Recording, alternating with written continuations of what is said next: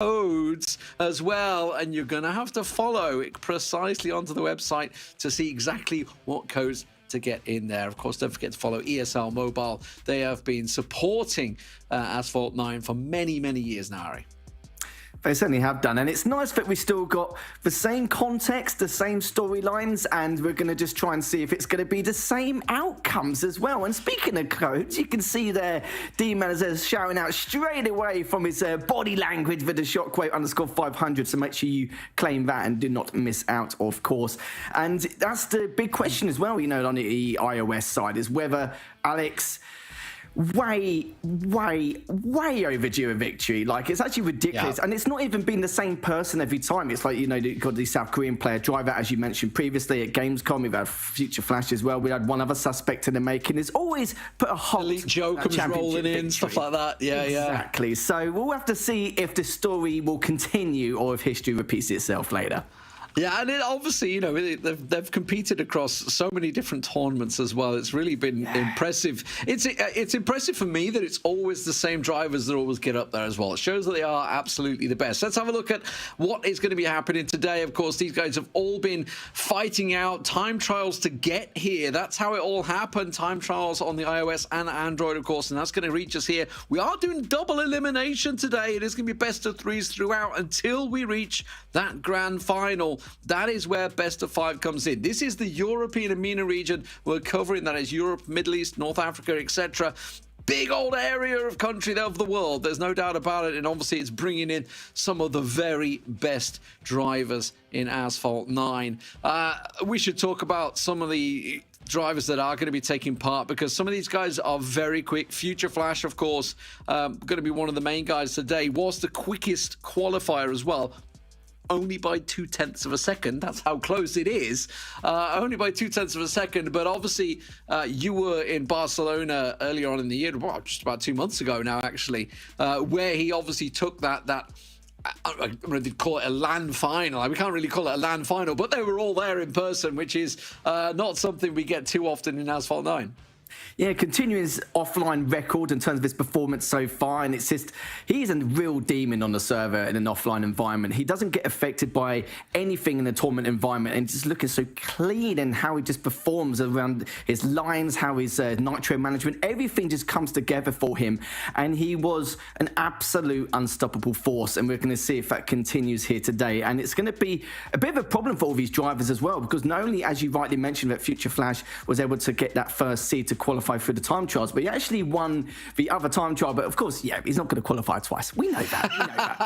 But he just basically added a bit more salt to the wound there, so as to basically show that, you know, I could qualify twice. I could out-qualify you both. Yeah, exactly, yeah. Let's have a look at what these guys could win, though, today, of course. Prize pool, $5,000.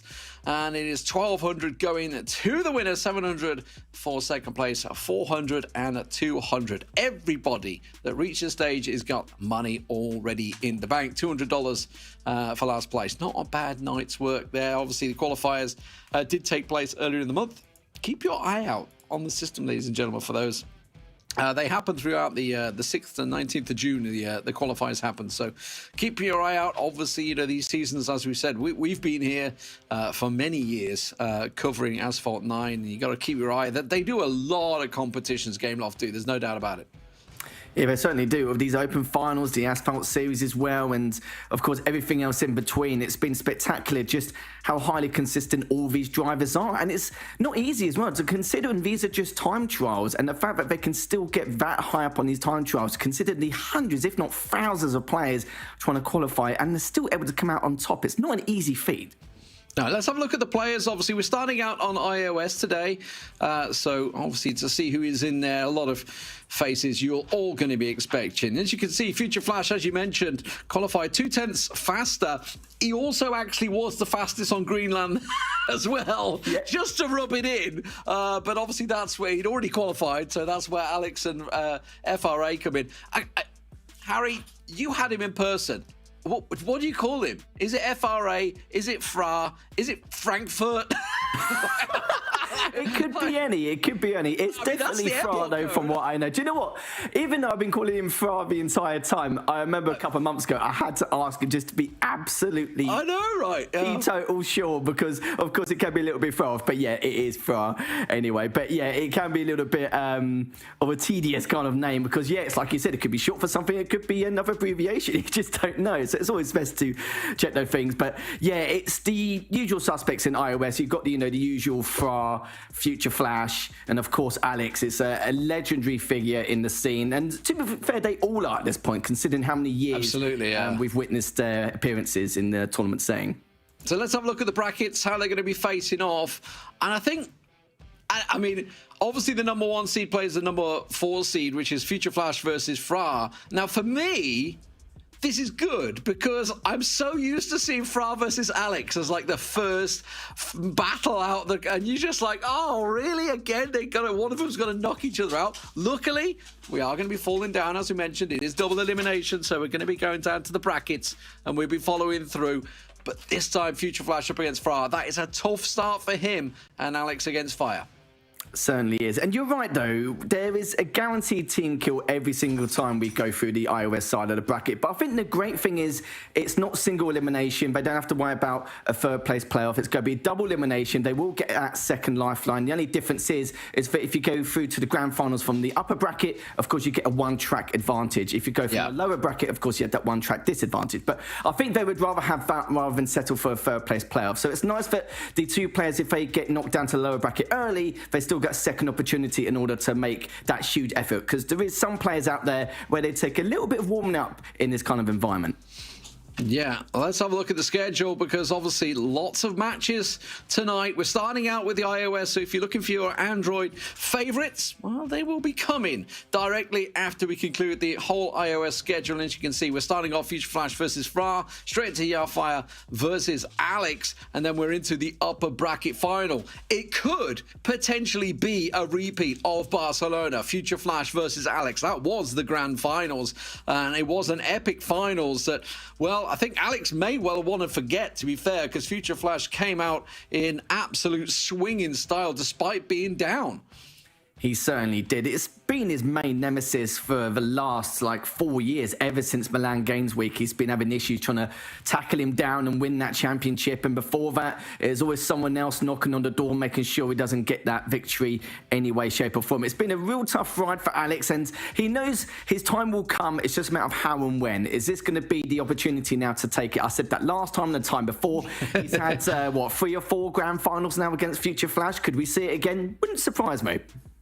Yeah, absolutely. As I mentioned, best of 3s throughout until we reach that grand final, which is the best of 5. The tracks coming up in just a moment. Future Flash, as you can see, I guess you could say current champion, most recent champion. There's a lot of tournaments, but he's definitely the most winningest player up against Fra, a veteran of the scene himself. Like, both of these guys have been around for a very long time.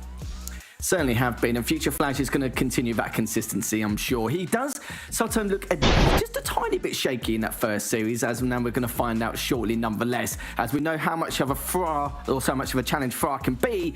We'll have to see what he can do later on, because honestly, Fra, he may be a little bit underestimated at times, but if he doesn't make any slip-ups and shows how good he can be and show his full potential, then he can be an absolute juggernaut on this platform. Yeah, we're going to be starting off in just a moment on Osaka. That's going to be the first track, the Industrial Revolution track. So we'll see how that plays out. As you can see, the car is the Rimac Nevera. So it's the all-electric supercar, hypercar. What do you think of that one? It's not too shabby, is it? Not too noisy either. So it's going to be it's going to be like more ambient noise rather than the normal loudness we're normally used to. But we'll have to see, because like I said before, sometimes some vehicles may favour certain players depending on the circumstances, depending on their style as well. But it doesn't really change things massively. But the tiny degree, the tiny margins could make that difference for some of these players. Yeah, I mean, obviously, each car has different handling and speed, etc. I think speed's irrelevant at this stage. We're using such a fast hypercar effectively. Obviously, the qualifiers are coming out from the two drivers here. This was their performances throughout. That's how they got here, their time attacks, as it were. And for Fra, as we say, he's certainly been here a lot of times. He has also struggled a number of times, but as I mentioned, he's also come up against his teammate Alex countless times. I've lost count of the times I've had to commentate these two. But as you mentioned, you know, obviously we're starting out on Osaka, which is in itself a relatively, I wouldn't say simple track. I would say there's one potential point of error of where they could make a mistake, but other than that, it could be about the start. Shanghai, I would say, relatively simple. It's a pretty big open track. Yeah, and I'm talking about from these guys' skill level. Obviously, for you and me, we might struggle with it, but for these guys, this is a pretty open track. If we do reach Himalayas, that's definitely going to be the clincher. But it's a big if. I feel the start might be massively important in some of these races, which of course can, you know, decide on which side you're on which track you're on. You're right, though. With Asphalt, sometimes having an early lead you will be the one dictating the pace, the tempo of how the flow of the game is going to be, and just to really put a lot of pressure onto your opponent as well. And with track number 3, Himalayas is a bit of a doozy. This is probably one of the very few tracks with cliffhanger as well. There's a lot more risks you can take. Of course, using a barrel roll on some of these straight jumps, there's a lot of tricks you can use in order to try and overtake your opponent, or at least close the gap to put further pressure on their mental fortitude. If it does go to a track 3, I would normally expect the better player to come out on top, but yeah. Now that I've said that, probably won't happen. Probably won't even go to a track 3 now that I've said that. Yeah, I mean, I would say I feel like they've started off gently. I think in terms of the tracks, you know, obviously, you know, they've not thrown a San Francisco in there or something like that right at the start. But here we go, ladies and gentlemen. The first race is underway. Future Flash versus Fra from RPM. The veteran gets himself the lead early on. That's exactly what he was looking for. Starting out on the left-hand side, you can see Future Flash already up behind him, but he is going to be sticking under that wing. And it's going to be all about whether he makes a mistake. And that may well have just been it. I thought he just made the error, but it's all right. It's all right. It was just a poor connection on our side. I was a little worried. I thought they split directions. Like, there's no way they've gone opposite directions already. This is where it counts on this track. Tried to go underneath. Didn't quite pay off, Harry. It certainly did not, as we're both shockwaving through, get around this next side of the corners. Flash using the shockwave once again, and as he goes up this next jump, using that double nitro for the, of course, the durability, but also the handling as well to get around that last corner. He's now using the double nitro once again to go over these jumps, but it's getting a little bit more mileage over to Fra here, so Fra needs to be a little bit careful as he goes over this next jump. Good double nitro again from both these players, as Flash only a few tenths of a second behind here, and closing this gap with the shockwave as well and overtakes. Nicely done with that shockwave, managed to overtake, and Fra nearly into the wall there. Definitely clipped it, slowed him down considerably. That's definitely shocked him. I think he just completely caught him off guard. I gotta be honest, he felt like he was having a good race, and then Future Flash just hitting that shockwave at the perfect moment. But of course, there is the sharp corner just coming up. It can catch you off guard. That's where we're going to be looking towards this one, but Future Flash is taking it absolutely perfectly, and he is gone in the distance from Fra. Yeah, he's already a couple of seconds ahead. His Fra now requires some kind of fatal accident or crash in order for him to try and close this gap. I kind of feel like with the previous jump earlier on, that may have thrown off Fra's game just a little bit here, as Future Flash using that double nitro to go over those last few previous jumps. So speaking of jumps, we'll be shockwaveing over the next one with the barrel roll and goes over across. And this should be a guaranteed victory here, considering what we've seen there, which it has been. So GG's in the third track, as Flash will be taking it straight away by 2.4 seconds exactly.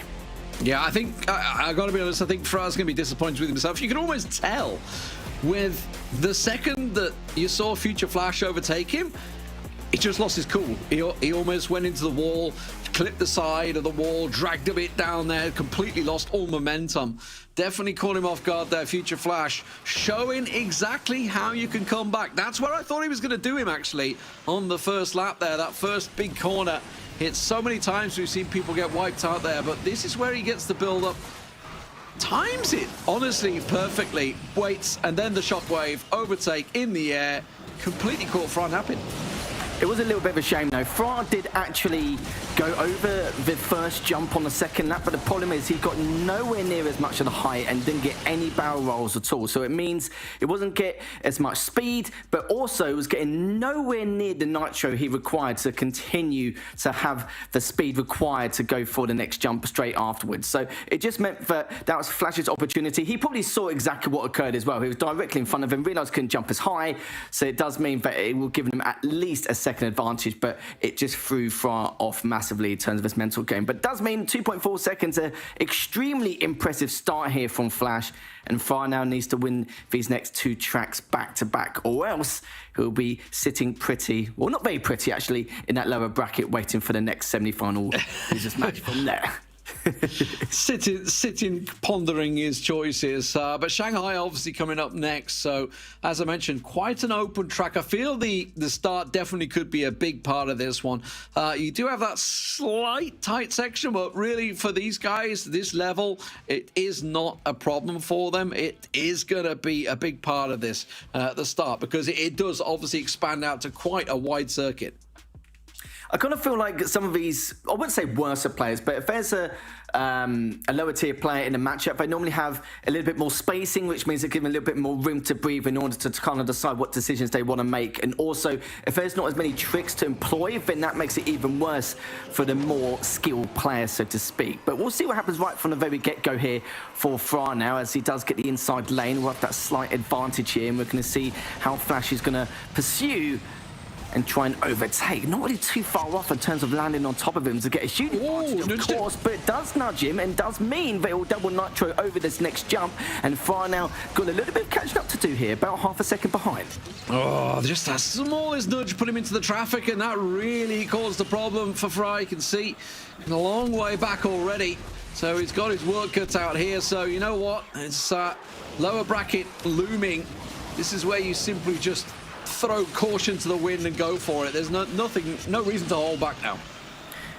Certainly isn't. As Flash is just still continuing not to play it safe as expected. Goes up that previous jump with a double nitro. Fra gets a little bit more airtime, but we're going to see if that makes a bit of a difference as we progress. His Flash now just using that perfect nitro to get around next corner. Double nitro again for the handling to get through under the bridge, but this is looking very good so far. And you may have noticed at home that Fra is using a lot more 360s in comparison. He's just trying to gain a bit more nitro to get a slight edge, or of course with that break nitro trick to follow suit. But everything he's doing right now is still riding that struggle bus to close this gap against Flash.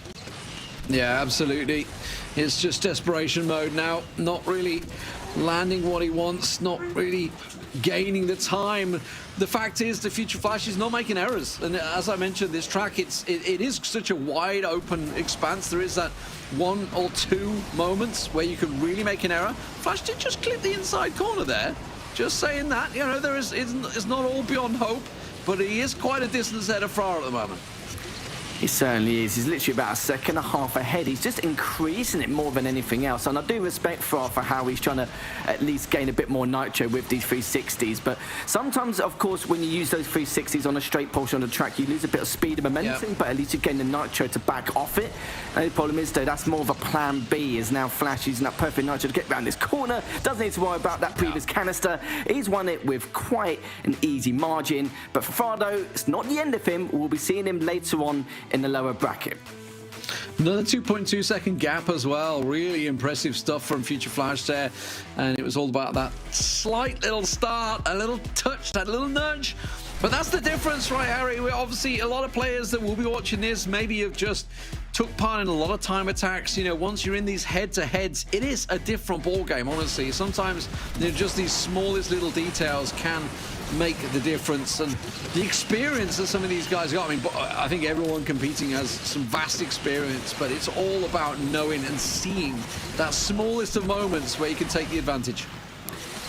He certainly could, but it's like I said before, it won't be the end of Fra, as normally he would be competing in the 3rd place playoff, but he's probably thinking, at least I've got another opportunity now to get myself in this matchup once again. And he is one of those players where it's a little bit of a struggle for him to get out the gate strong, but now he's going to have a couple matches underneath his belt, as of course he does get through the first round of that lower bracket run. Yeah, absolutely fantastic stuff. Speaking of, you can see the victory. Another 2.2 seconds, 2.4 seconds in the first race as well. So Future Flash really showing some dominance despite being down at the start in Osaka as well. So showing that he's got the resilience to come back, bide his time and strike when it counts. Future Flash continuing where he left off, the champion in Barcelona. Could he be the champion here in the Snapdragon Pro Series? It is absolutely possible today. Certainly could be. You know, not only has he got the best hair in Europe, he could be the best player in Europe once again, and it would not be surprising at all considering Barcelona, and just looks formidable once again. He's going to be a real thorn on the backside against a lot of these players, and that repeat of a grand final is could be coming here, D-Man. Absolutely. Don't go anywhere, ladies and gentlemen. Try to speak better than I can as well. Get some little lessons in there in this break. We've got a little bit of time. We're going to be setting the next game up and getting themselves in there. It will be Alex versus Fire. We'll see you in a few. The Snapdragon Pro Series powered by Samsung Galaxy is brought to you by Snapdragon Elite Gaming, Samsung Galaxy S23 Ultra, Monster Energy, and DHL.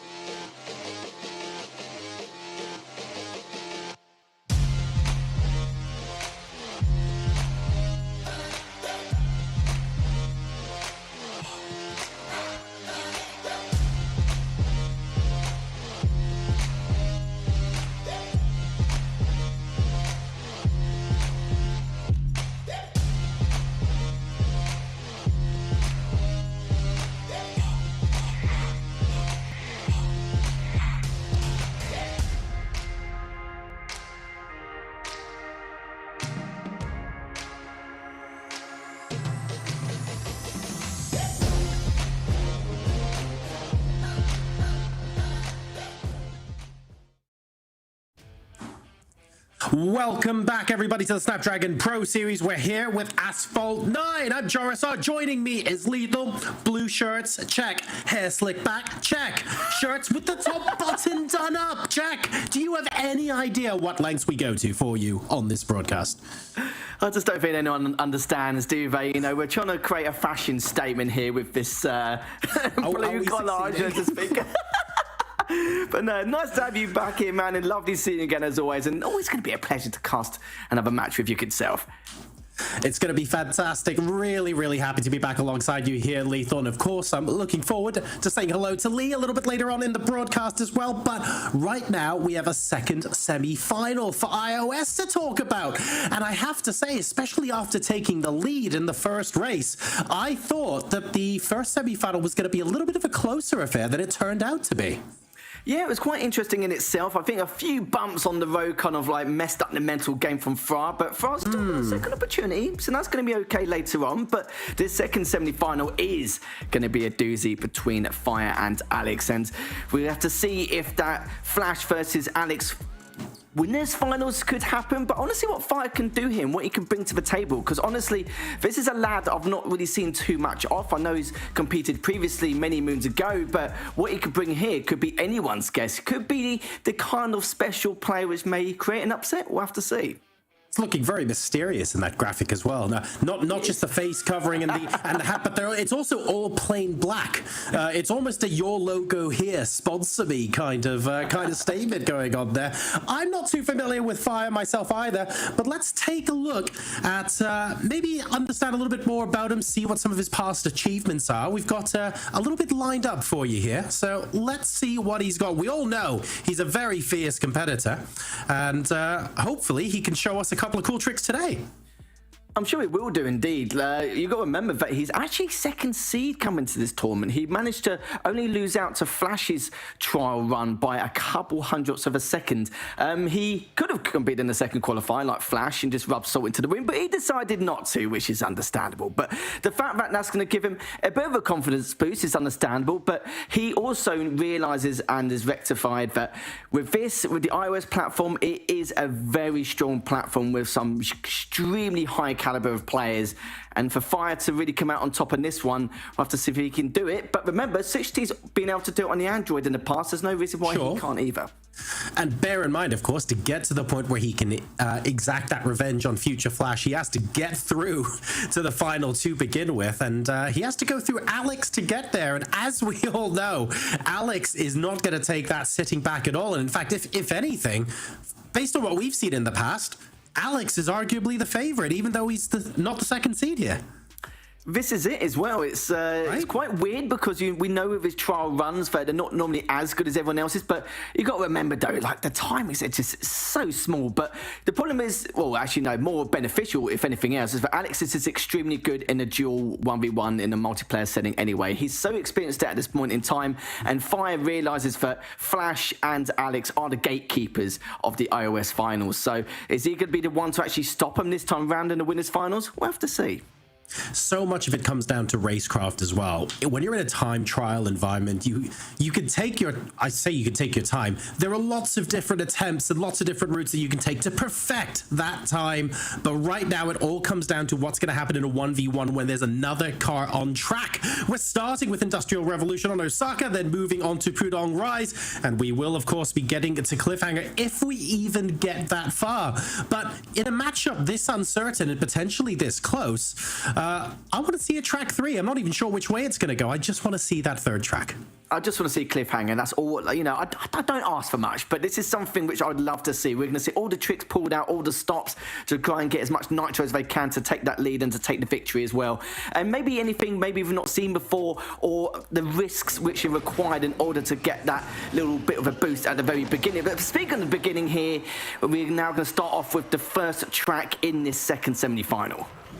Inside, getting taken by Fire to begin with, so has the slimmest of leads over Alex, who immediately shunts him out of the way for an early advantage here. Looking forward to seeing if he can hold on to that. Fire right on his tail. Certainly is. Almost the exact same mileage, the same height, and the, of course, amount of nitro they're going to gain from that previous jump. Both using that shockwave to go through the next portion of this tunnel, but it's the bend which is going to be a doozy coming up next as they pick up their canisters to get ready to, of course, use that nitro to get around this corner. A little bit of a bish bash bosh around that side, which is understandable considering how close quarters that bend can be. And this is looking very dicey already, and Fire just looking for those small gaps here and there to try and overtake, and he does manage to get that canister using the double nitro to get around this next bend, of course, for the handling, and using a shockwave now to do his best to close the gap, but Alex has extended it by just a tiny margin. In the middle of that combo, unfortunately, Fire clipping the inside wall just the tiniest bit, allowing Alex to get maybe half a second advantage, but he's clawing that back quickly. Really nice timing of the nitro off of that jump, and Fire is right back on Alex's tail here, so showing that he is by no means taking this lying down, and even a small slip up from Alex at this point will bring Fire straight back into the fight. And you saw from there as well, Fire went on the right-hand side instead of the middle, maybe because he knew he was going to miss out on that narrow bridge, so decided to play it safe anyway, and rightly so. No point crashing and losing those 2 vital seconds to pretty much guarantee to cost you that game, but both using the shockwave almost relatively the same time going around this next bend, and this is where it's going to be quite critical here, because Fire has, in my opinion, a better timing in terms of his track record in this last portion of this track overall here, and we're going to see if Alex can make sure he can improve his last performance on that first lap, but it's getting very close indeed. Double nitro now, going for the double nitro again on that previous jump. Always been able to overtake it. He's so close to try and get round to Alex. Gets round it, but the police is directly above him, and in the end it will be Alex who does take that, and my goodness, what a way to finish that off. And you can see the timings are actually identical, both of them with a 1:59.832. I think we're gonna have to double check on that, but I'm sure that Alex would have taken that. Yes, he has. In a tie break, the car that's vertically on top, I guess, wins. I don't even know what happened there. That was literally as close as you can get. On the second lap, through that beautiful sort of S complex, we had an interesting situation where Alex missed an apex and Fire absolutely nailed it, allowing him to get right back on top. That is literally as close as possible we can get. Absolutely fantastic stuff. It didn't surprise me at all. The fact that Fire was he always had some kind of method to gain Alex's position on the second, I would probably say the last quarter, the last third of each of these laps. And this is the final moments there you saw. I'm surprised none of them even fatally crashed during that one portion of the segment. I'm sure whoever would have been on the downfall of that would be absolutely screwing. I know I would be as well, especially. But the fact that Fire knows that there's portions of his tracks where he can make it a lot more beneficial for him. You saw he was drifting a lot better around some of these bends. He's had better nitro management overall towards the second half of each of his tracks, and it's going to make things a bit interesting now, because now Alex realizes that there's absolutely no room for him to play it safe at all in the slightest in this series. I honestly thought that would have been fatal if that was at the end of lap 1 and the start of lap 2. Yeah. And I was thinking, because they had crossed the finish line, it became immaterial. And that was a big, big risk that Fire took there. It's going to be so disappointing knowing that he technically lost out to Alex, that even though the time is a dead heat as well. I feel like that was a risk very, very well taken. And he should be taking a lot of heart from that result. Yeah, I think he will do. As long as his mental game's strong going into this, then it should be fine. The only difference is that Alex has got a lot more experience in this kind of tournament environment. So I don't think Fire will let it get to himself too much, because I kind of feel like he was the better driver in a lot of those portions of that race. There was times where he was gaining on him. I don't think he was sloppy at all in the slightest, even during the first half of that first track. I think it was more the fact that with Alex being extremely good at just gaining the lead, but also just keeping him at bay, making sure he takes the exact routes Fire does. So it makes it a little bit difficult for him to try and overtake, as Fire does get the inside lane, so he will be able to get this early lead here. But let's see if he can be a bit more solid compared to what he was in that last track, which he was, and to try and keep hold of his lead from the start to finish.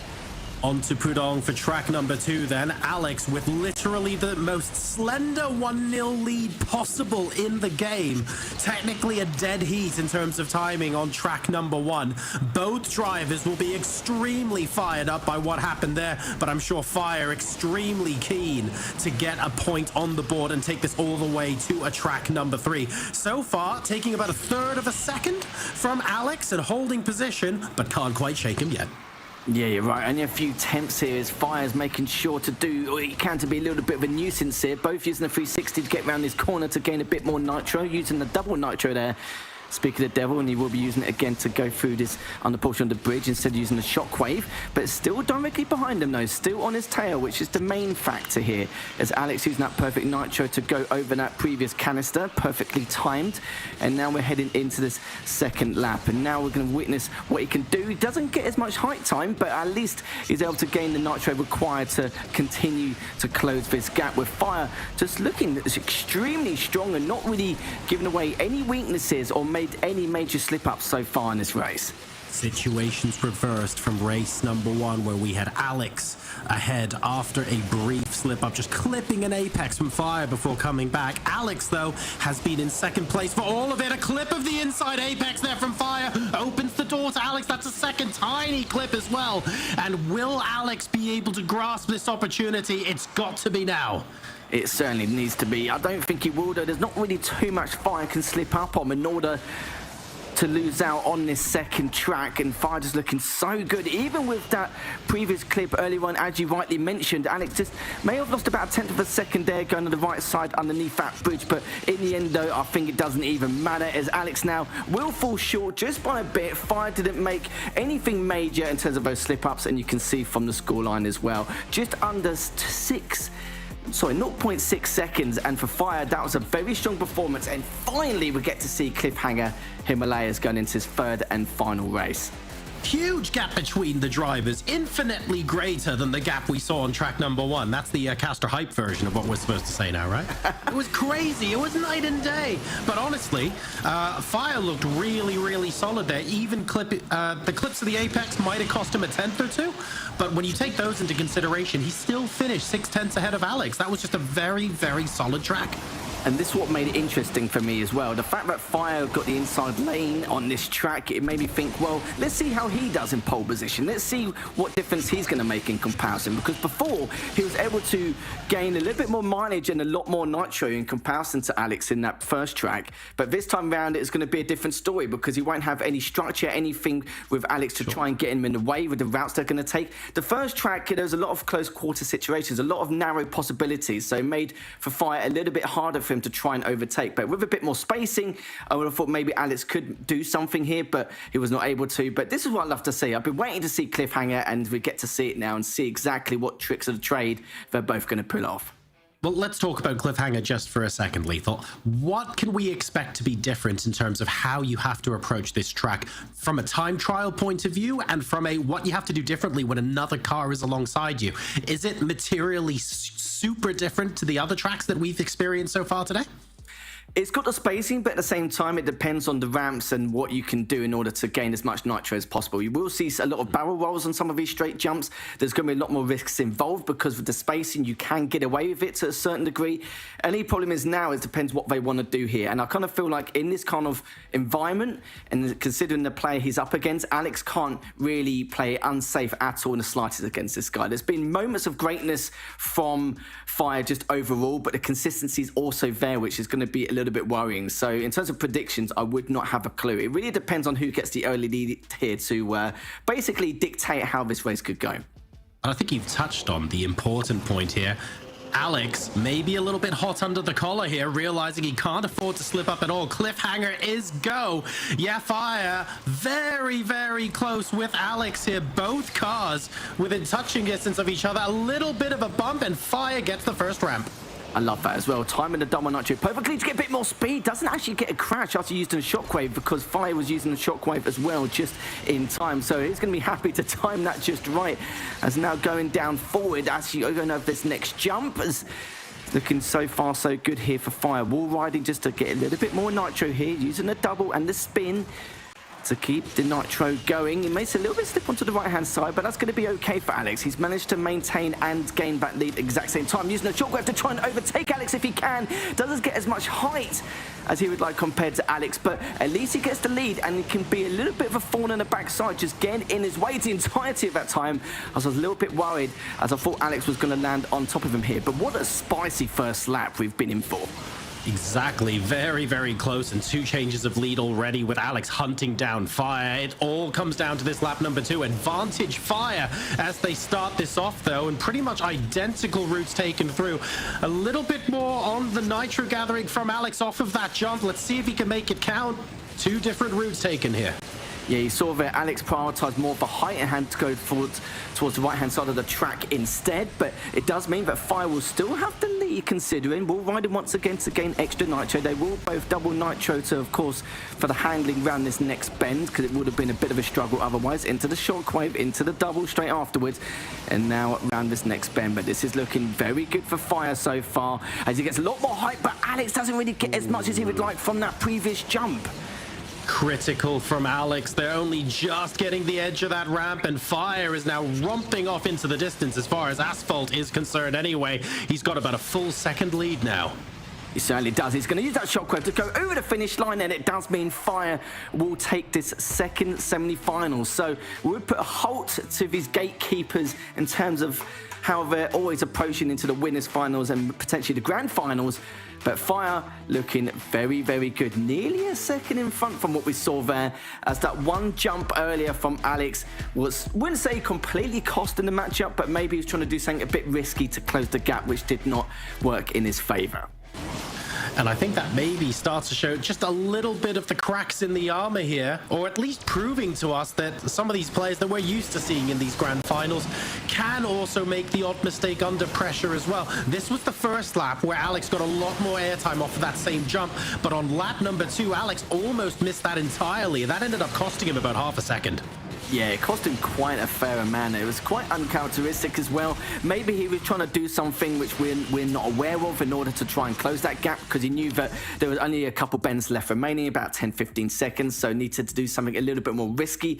But apart from that, though, I'm sure this won't be the last we've seen of Alex. And I think D-Man was mentioning it earlier, but we normally see Fra versus Alex in one of the semi-finals, but we will be witnessing that in the first losers round later on.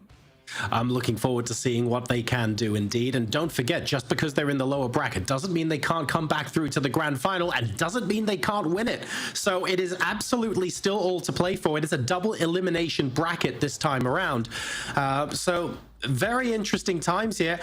Fire into the upper bracket final, and that matchup against Future Flash is starting to look spicy, Lethal.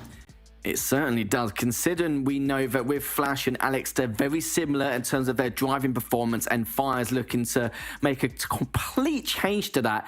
And we could see a potential winner in a player which we've not seen in a while on the iOS side, because it's always been Flash or maybe one of the other players. But the fact that we now get to see Fire, someone, I wouldn't say relatively unknown. He is quite known in the scene. We haven't seen him too much in the Snapdragon Pro Series. That's all it is. But the fact that we get to witness him in this prime performance, hopefully it should be a spicy affair going into this winners finals.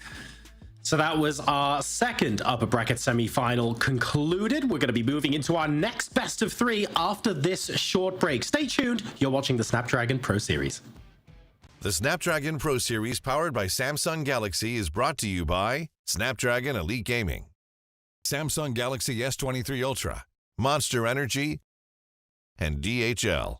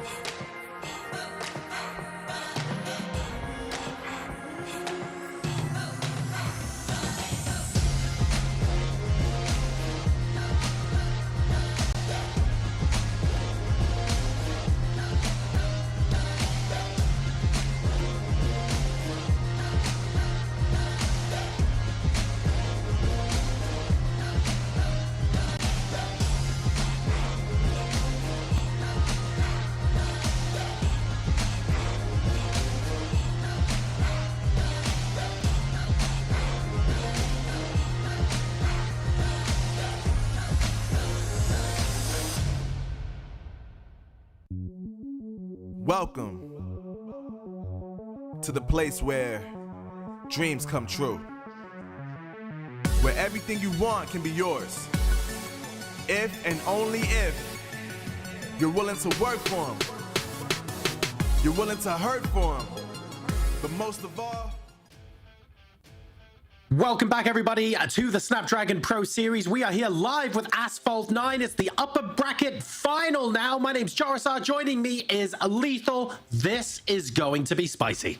It certainly is. The fact that we've just witnessed technically an upset between Alex and Fire is looking pretty damn strong, and it's going to be very difficult to really ask ourselves who could come out on top in this matchup. I hope it goes all the way. I want to see exactly what they can do. And guys, look at that, another code for you guys, ERA_of_ everyone. Make sure you redeem it, because if you don't, I'll be having a few words. Exactly right. And I think they're limited to something like the first couple of hundred people to redeem them as well. So get in your app and make sure you get that redeemed ASAP. Future Flash, yeah, Fire. This is going to be a very spicy upper bracket final. Future Flash, very solid in his semi-final. And Fire dispatching Alex 2-1, a little bit closer, but he was extremely consistent throughout. I think this one is going to be really difficult for Flash to hold on to.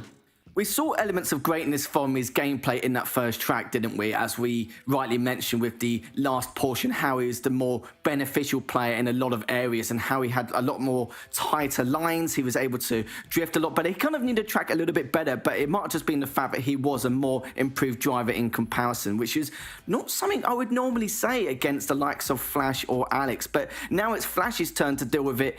And these tracks, the fact we've got Wildlands in Scotland to kick things off straight away here, John. It's going to be nothing short of spectacular, mate. It's going to be a doozy here. Yeah, it's going to be absolutely gorgeous to check out some of the scenery on that track as well. It's beautifully made. We then go to Tiber Stream in Rome for track number 2, and if necessary, we go Nile River in Cairo for our deciding track to decide one of these drivers who will be going through to the grand final off the back of this best of 3. Is it still fair to say, though, Lethal, that coming into it, Future Flash has proved it all? There's an argument to say he is still just the favorite, even if it's by a smaller margin. I think it would be rude not to say he's the favourite, considering he's the previous champion, of course, coming off the Asphalt Series win as well a couple of months ago. It's very hard not to say that. Not saying Fire's an unknown at all in the slightest. He's been, working around the block in the Asphalt scene, of course, plenty of time ago. Absolutely. But now we're going to see what he can do here. I think he's going to be feeling a little bit more of the pressure here now that with Fire coming into this looking like an extremely strong driver in that previous series, and he's probably expecting to face up against Alex as well. He's got his work cut out for him, and of course it's going to be pressure for him as well. He is the current champion. He doesn't want to lose out on the fact that he could be back-to-back going into this winners finals. So we saw in the second semi-final that Fire was able to put pressure onto Alex to force Alex to make a little bit of a mistake on the second track. I wouldn't say it was massively soul-destroying or anything like that. Can he do, though, something similar to Future Flash? What does Future Flash look like, Lethal, in terms of withstanding pressure? He's all right. This young man is pretty good with pressure. He's actually better with pressure offline than he is online, which is not something you would normally see. He's a very confident young chap, and he's definitely going to show that, of course, in this race going forth. As Fire now will be starting off a little bit behind Flash here. Flash doesn't seem to be phased at all with the slightest. No shotcrete to go over across, but we've got the double nitro coming up from Fire. Actually takes the risk to get that jump off and actually manages to close the gap by quite a few tenths of a second here, John. Yeah, Flash choosing to only go for one of those jumps as opposed to both of them. And it looks like Fire has taken advantage of that to close to within, I would say, about half a second. Although not getting as much airtime off that last jump compared to Flash means that he has lost out just a little bit in terms of Flash restoring his lead. He certainly did. So he decided to go for the 360 instead just to make up for it. Yes, sure, he's going to lose out on the speed, but at least he's got the nitro back a little bit more to recover straight afterwards. As you can see, the shotcrete coming out from Fire is directly on his behind here as we head into the second lap now, as both of them using that break nitro trick to get around his first bend. on the second lap here. Managed to gain the nitro required to go and use this shockwave underneath this bridge. It's going to go on a slight outer side with the 360 here to go that nitro to get for the next portion off to the next section of this bridge. Good double nitro coming up from Fire, but still though, Flash being quite pressured here, but Fire just doing absolutely everything he can, even getting the barrel roll off. He's able to close the gap by a tiny bit more here, but will he take the lead? That's going to be another story. Flash has had a little bit of time, Fire, sorry, had a bit of time to analyze where Flash is strong and weak. Let's see if he can use that to his advantage now going into the second half of lap number 2. Future Flash, they're having absolutely none of it, extending his advantage, if anything, by another couple of tenths. And unless Fire has absolutely something huge to pull out of the bag here, this feels like it's Future Flash's to lose. Yeah, I think that's the right thing to say at this point. We're getting close to the end of his second lap now, and of course this race. And Fire, fair play to him. I respect some of the decisions he made, but Flash was just looking way too good. And look at that margin, 0.8 of a second, considering the track they were playing on. And yeah, Flash looking extremely solid, no different to what he played compared to that first series in this earlier semi-final. A couple of moments, encouraging moments, I would say, for Fire, though, if I'm honest.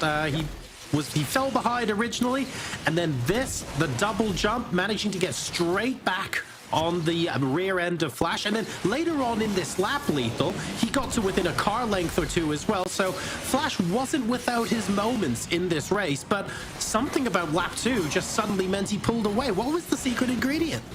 Well, in the first track, Flash decided to, after the 2 bridges, not go for both jumps. He decided just to stay on the left side, play it a bit safe, and go for one. In the end, Fire just went for both jumps anyway, because it's going to close the gap by at least half a second, and that's why you saw him neck and neck almost going into the last side of that first track. And any problem is, though, that's when Flash realised that he can't afford to play it safe anymore, because he's just going to do the exact same thing again, but overtake him towards the end of that second lap. And Fire, though, realised that when Flash also went for it, there was nothing more he could have done there. But 0.8 of a second, though, not too shabby here, considering how much of a strong performer Fire is. And for Flash, though, just one more track away from making himself into the grand finals. Really lovely, though, to see the way Flash adopted the way he was playing from lap 1 to lap 2. Taking in what Fire was doing on the first lap and going, okay, I need to make sure I have a counter for this, and I need to make sure that I see him off. Like you rightly said, playing it safe wasn't, so Fire pushing him all the way there. And now, I guess, as commentators, we're here hoping for Fire to spring a surprise on track number 2. Well, do you know what? He did it in the first semi-final, so I think this guy's got a few, tricks up his sleeve here going on to these next 2 tracks. We saw that he has the potential to close the gap. He has the potential to really make things work, and I do respect some of the decisions he makes. He knows that if there's nothing much he can do, even with a half a second difference, he will take those risks, and knows that every time he has done that, though, it has paid off. But the only problem is the fact that Flash will just try and adapt straight afterwards, and Flash will have to do with a bit of a hit and miss there in terms of the collision, but managed to get away. Will have the lead. Nice double nitro there to go off that previous jump. Is going to continue forward with that double nitro. Lovely stuff from both of these players. Now the problem is, though, Fire is probably about 4 or 5 tenths of a second behind Flash this early on. After those initial couple of bumps, it's almost surprising to see just how quickly Flash has managed to get into the lead, and by what sort of margin. Like, I expected there to be a little bit of a difference off the back of that initial bump, but I wasn't expecting it, honestly, Lethal, to be, what, half a second, maybe a little bit more? That was surprising to see that sort of gap open up so quickly. He was a bit unfortunate with the speed he lost, so it did mean that he had to do a couple more 360s now during this first portion of this track in order to try and gain a bit more nitro to close this gap later on. But both players now using that shockwave, but just focus on Flash for the time being as he does progress into the second lap over that double nitro. And this is where he's going to be quite comfortable here. He doesn't, of course, need to be too overzealous here, and Fire took a massive risk with the height he placed in that last jump, but he does gain a lot of time and close the gap massively here. He does have one more opportunity, I reckon, in order to close it a bit further, but it depends if he wants to take that risk or not.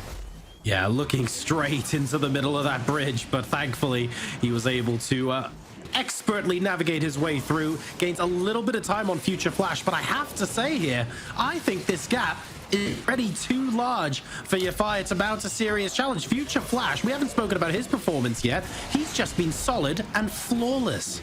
He's been chill, mate. He's just literally smoothly going into the grand finals by the way things are going so far. And Fire, all the risks he's taken, like the previous jump I mentioned earlier, almost hitting that bridge, he's actually executed them perfectly. But it will be Flash, though, who takes this upper bracket final by nearly 2 seconds, just over 2 seconds, mind you.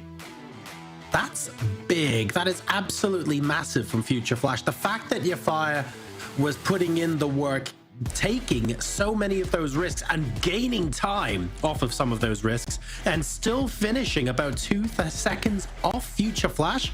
I mean, frankly, Flash just made that look effortless, but part of me just wants to ask the question, where did he gain that time? There was nothing spectacular that we saw on camera that made us go, ooh, that was a big risk. It was just silky smooth the whole way through.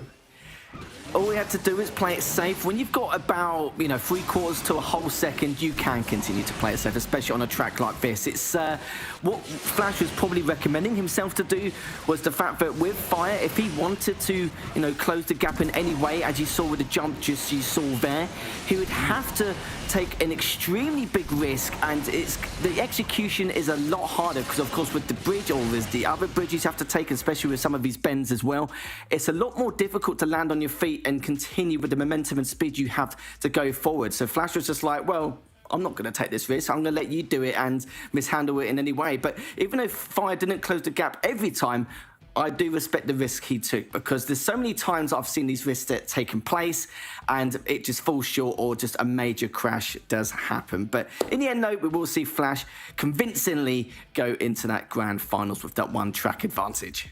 The level has been very, very solid here. Fire didn't have any sort of major crashes. He was gaining time through some of that risk-taking as well. And perhaps we're talking about Fire, but we're not talking about enough about just how unbelievably solid that first lap from Future Flash was that allowed him to build up that 3/4 of a second to second gap for him to put that baseline from. He's putting his opponents under pressure and allowing them to take all the risks, like you say, but it's easier said than done, right? I'd like to be in a favorable position in all games against all my opponents and let them take all the risks. But the point is, getting there in the first place, that's difficult. I mean, that is proper expert stuff there, and Flash is giving us a masterclass today. He certainly did, and the very initial start of this game is so important. It can make or break what could happen in your match or the track going forward. Even the slight collisions you saw at the very beginning will affect the speed to quite a large degree, which will cost him that track, and that's what forced Fire to have to create these potentially impactful plays in order to close the gap, which he had done, but it just wasn't worth it towards the second lap of that track initially. But a great series nonetheless, and a lot of potential from Fire, and look forward to see how he does in the lower bracket. So, folks, that's Future Flash through to the grand final with a 1-track advantage for iOS. We'll see who ends up meeting him, because we'll be moving into the lower bracket after this break. See you soon at the Snapdragon Pro Series. The Snapdragon Pro Series, powered by Samsung Galaxy, is brought to you by Snapdragon Elite Gaming, Samsung Galaxy S23 Ultra, Monster Energy, and DHL.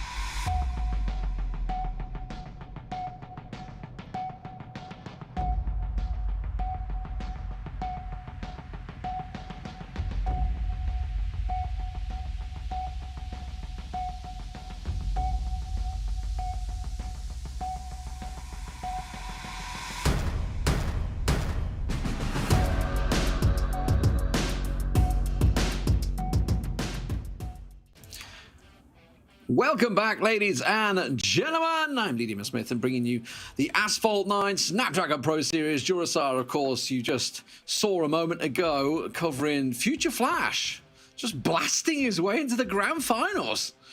Easy. Honestly, I was expecting it to be a little bit closer than that, given what we saw from Fire against Alex, but Future Flash just piled on the pressure. The advantages that he was able to squeeze out over Fire in a single lap, forcing Fire to make all of the mistakes and take all of the risks. It was beautiful to watch, but I was just surprised it was such a big difference. I'm not gonna lie, I was looking at it, I was thinking these are tricky tracks, but it's just looked phenomenal. Of course, it takes us down to the lower bracket, and well, it's the old foes. I don't know, foes or teammates. I mean, I've seen this before. Yeah, we've been here before, haven't we? Fra versus Alex. But it's to knock each other out of the tournament. Oh, it's like the worst possible time to face each other. Normally, it's like a round one that they face each other at this stage. New York leaps and bounds into Caribbean Island, which is obviously one of the qualifiers, the beach landing, and then Buenos Aires into the stadium lap. Tough tracks again. Going to be very interesting to see which of these drivers will come out on top, based purely on what I've seen in the semi-finals and how I feel like they're performing. I'm going to give an edge to Alex, but it's still very much too close to call in my mind. I mean, when these two meet, they're teammates after all. Strange things happen when you go head-to-head against your teammate that you wouldn't normally expect facing anybody else, really. Yeah, I mean, obviously Alex was 2-1 in his upper bracket matchup. Of course, Fra was leading, don't forget, the first lap, or the majority of the first lap. But there you go, immediately puts himself in the wall, or well, with a little help from Alex, getting straight into the wall. Not a great start for him, and Alex is just pulling away. He absolutely is. Let's see if... I mean, there's not plenty of time left, of course, to mount a little bit of a comeback, but Fra, after that first slight shunt into the wall, is maybe letting the pressure show just a little bit, has to relax into the rest of this track. There's still plenty of time for him to take a couple of risks, maybe gain some time in mount and overtake. But he does have to settle into a rhythm pretty quickly because Alex is extending his lead by another couple of tenths, and that is not good at all. I kind of feel like Fra's got a connection issue. What happened? I'm not gonna lie. I kind of feel like he must have a connection issue, because that's definitely not something that you ordinarily see. That was just a straight up in the wall. So looks like it's gonna be an easy start for Alex here to pick himself up the first win. Of course, he's up against his teammate. You know, I don't think any of them would want to go this way, but Fra definitely having issues. This is not the way we wanted to see this matchup go. Let's be honest. Fra and Alex, two incredibly talented racers here, and we did want to see the outcome decided by something other than what looks like a connection issue. But Fra sort of conceding the first track now, just coasting as Alex goes through the motions. He knows that his lead is unassailable at this point. Yeah, absolutely. This, of course, in the Rimac Nevada, the better handling of the two cars we're using today, the Rimac Concept 1 will be after this one on Caribbean Island. Will actually be a tough one, I've got to be honest. Beach landing in the Rimac 1, that's going to be pretty tricky. But as you mentioned, you know, Fra just going through the motions. Alex going to be taking this first one. So that puts, unfortunately, Fra on the edge of going out of the tournament already. Obviously, you know, €200 or $200, sorry, I think it is actually, just to get the currency correct, going to last place, which is fine. You know, I say last place, he's fourth place at the end of the day of however many, you know, thousands applied throughout the time trials. But yeah, definitely the first one. I mean, it's a green connection for Fra, so. Oh, that's remote disconnect. I don't know. Yeah, that's very strange. I feel like maybe he disconnected momentarily during the match and then reconnected by the end of it. And of course, by that point, there's not an awful lot you can do. What that does show us, at least, is that Fra and Alex appeared to be neck and neck. Fra comfortably keeping pace within about a third of a second until that disconnect happens. So hopefully in time for track number 2, we get to see a little bit of a recovery from him. Yeah, of course, it's going to be Caribbean Island over the next one, beach landing. Alex, of course, I mean, he's been there before, right? He's been in that grand final so many times. Yeah. Definitely a veteran. Fra himself been in the same situation. And I've even covered these guys facing each other in the grand finals before across various tournaments these guys have competed at. But here it is. Fra having to stay in it. This is a replay. I'm not sure it's a replay. It is a replay from earlier on. This is the New York. Yeah, that's where. I mean, it just looked like a disconnect to me. There was no. He didn't even make an attempt to turn or anything. He was just. It had to be a flat disconnect. Either that or is a slight drop, whatever he was using. Got to make sure we're in that 5G, man. Definitely got to get on board with that. The admins are taking a look at the nature of the disconnect now, and we will have confirmation shortly about what's going to happen. But either way, we're going to see some racing. Obviously, we want to see Alex and Fra absolutely go toe-to-toe. So we don't want something like a disconnect ruining things for it. But whether it's on the first or second tracks, we will have something in store for you guys. Let's take a look now at the leaderboard and what we can expect from a timing point of view. Wow, that's a big gap for Future Flash, I'm not gonna lie. Yeah, I mean, obviously that's on Rome, so obviously it was the big difference. And to be fair, that's a tough track. That's a tough track. Yeah. I watched the start of that against Fire, and it was just like, God, this guy's good. God, this guy. It was, I mean, that's a tough track. There's no doubt about it. Obviously, Osaka, a longer track, so slightly different timings on there. But yeah, honestly, Future Flash looking solid in the grand finals. Fire, of course, waiting to see who he's going to face from these two RPM drivers once we get the review effectively done. The VAR. The FIA stewards are currently making sure that the closed circuit TV is correctly working around the circuit, so they can actually have a look and see what's going on there. Obviously, a word from our sponsors, of course, Monster Energy, giving us all the love throughout the shows. I kind of feel like I'm lacking, but it's a good job that I came prepared. Oh, he's got it. He's got the juice. Very good. I feel like I'm missing out from not being in the studio, so I had to bring one myself, and I'm unleashing the beast as always. I feel like knowing where you've been across the last 12 to 24 hours, that's not your first one of the day. It's actually not. It's actually, that's the downside. That's the downside. But yeah, I mean, it's been a busy old time for some of us. I can't claim to be as busy as Harry has been. Obviously, globetrotting back from Singapore last night, so he's definitely had it harder than me. To be fair, you've been out and about the weekend as well. I've been all the way to Kent, would you believe it? Which, you know, not quite as far, but I would argue equally sunny. For a Londoner, that's quite far. Exactly, there you go. I'm leaving my protective bubble of smog that is the M25 and venturing out into the world. No, it's been good, man. We've all been places over the weekend, and we've hopefully come back with hopefully not various lurgies or anything. It looks like we've managed to survive through to today's broadcast. Some places better than others. Exactly. We're still waiting for a decision on what's going to be happening next, Fra versus Alex. But regardless of what happens, we know they're going to be going head to head. And we saw those times on Osaka, Lee. We saw that Fra actually had just shy of 2 seconds on top of Alex in that time trial. So that was interesting. Yeah, so Alex has been declared the winner of that first map, and so that's been the admin ruling. So whatever happened throughout there in New York, it is Alex that takes the first one. So he's 1-0 up in the series, which means, of course, we will be moving on to the Caribbean island. But as you say, he was definitely quicker on the Osaka map. Obviously, that was the track earlier on. Luckily, we don't go back there. We go to Caribbean island, which... was it the beach landing that was the qualifier? I'll just double check that. It was Caribbean Island, was the track time qualifier. Now, in terms of times for that, a 107.826 for Alex and a 108.1 for Fra. That was in the time attack qualifiers to get to this event. Obviously, Future Flash and Fire were both quicker in 107s, 107.5. Wow, just three tenths of a second between the two of them as well.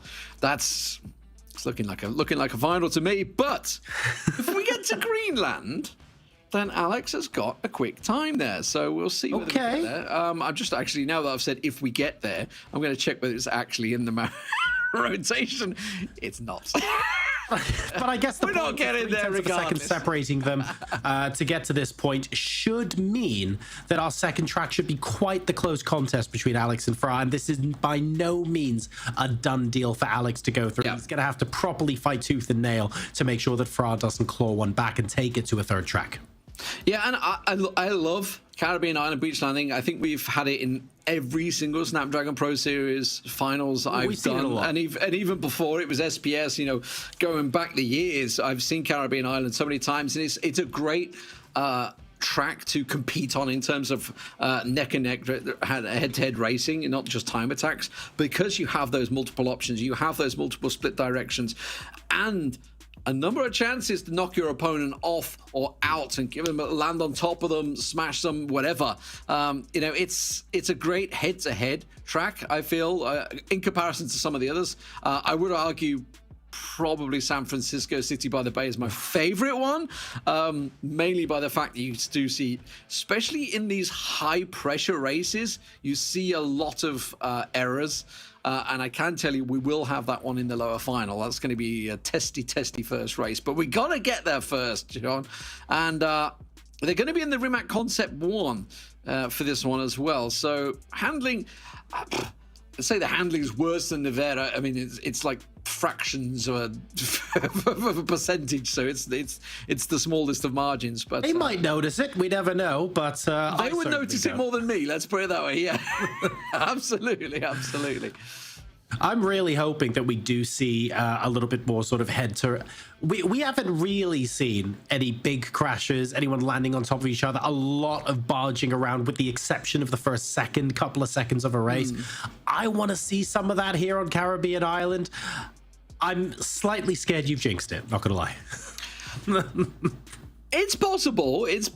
I mean, Caribbean Island can be decided early on. That's the problem with it. It can be, as with a lot of the tracks, but also it's one of those tracks you definitely can have a lot of head-to-head racing on. It affords that option. So here we go, ladies and gentlemen. Fra, of course, one track down at the moment. Talking a head-to-head. No holds barred from the start there from Fra as he dumps Alex into the barrier. Hits himself the jump, but he didn't really land it very well there. Didn't quite get the spin that he wanted. You can see Alex gets a bit more boost from that one, so he has a good chance to try and catch up here. Both hitting the shockwave. The jump not quite landing to start with by Fra either, so Alex definitely making ground up. Fra definitely out of the gates in stronger fashion and properly punting stablemate Alex into the wall, but since then there've been a couple of vulnerable moments allowing Alex some valuable time back. He's just over half a second now behind Fra, looking to get revenge for the shenanigans off the start line, and we have a contest on our hands here. Absolutely, they're coming up to one of the split choices now. I expect them to both take probably the same direction here. I know in the past Alex has definitely tried a couple of things around this section to try and maybe get a little bit of time on his opponent. It does look like they're both going to be taking the same route though, so Fra going to hold on to his lead as we approach the start of the second lap. Both hitting the jumps exactly on time. That's a slight bang there from Fra, not ideal. And Alex, you can see, definitely got a lot more boost here, and he's gaining ground once again. But Fra holding himself a decent lead, hits the shockwave, both as Alex as well as they hit the jump. But he does look like Alex is slowly closing. The gap is very slowly closing. Is it closing quickly enough though? Still about half a second, and that was the gap a quarter of the way through lap number 1. Alex is now going to have to start thinking about taking a couple of risks at some point soon. Grabbing an extra jump there, going a little wide, trying to gain every possible tenth. He's trying to mount an overtaking opportunity going into the second half of this lap. He definitely gaining, as you mentioned. He went just a little bit wide. That was a beautiful curler. Hitting that apex, absolutely nailed on. Hits the 360, and you can see Fra starting to feel it now. Bumper to bumper almost here as Alex closes the distance. But is there enough time left? It's all going to be about, do they hit the apex of the corner? Fra goes a little wide. Alex decides to cut inside. Is it going to be enough as they go underneath each other? You can see Alex is going to hit the jump, goes for the shockwave, comes out in front. Incredible stuff. Alex will take it over the line. And he'll take it in 2. What a comeback from Alex there. That was phenomenal from Alex. That was the race that we were looking forward to, and a very lovely victory. I would say convincing, but honestly, he was behind. He was busy mounting his challenge all the way through the second lap, and the way he built up to that lead was absolutely beautiful. It wasn't just the overtake itself. It was the 10-15 seconds leading up to it that really made it. Yeah, fantastic stuff. A brutal start from Fra, just smashing him into the wall, gave him that advantage. But as you can see, as we approach the second lap, it all started just before that section, actually, when you start to see Alex go for those little fractions here and there. That's what got him into this close distance. And I talked about it in the first lap. You know, I've seen Alex take a different route a couple of times, the more risky, quicker route.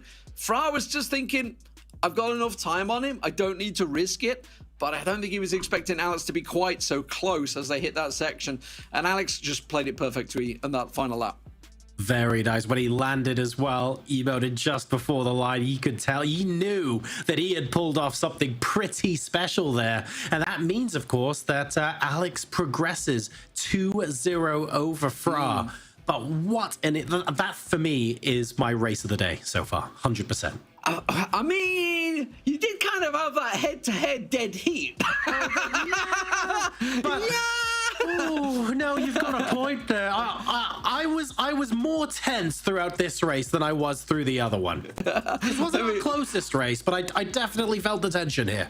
But it does, of course, take us back to that bracket, right, of Alex versus Yafai. You know, that very first race, dead heat, going over the line, exact same time to the split second, and it takes us back to that lower bracket final. I talked about it earlier, a moment ago. You know, San Francisco City by the Bay, the first track is a risky one. There is chances to make big moves, but it can cost you dearly if you make a mistake. You can hit the Golden Gate, you can hit a building, you can go off the bay, you can go off the pier. There's so many times you can make errors on this track, but the risk versus reward is there. It's going to be a great bracket.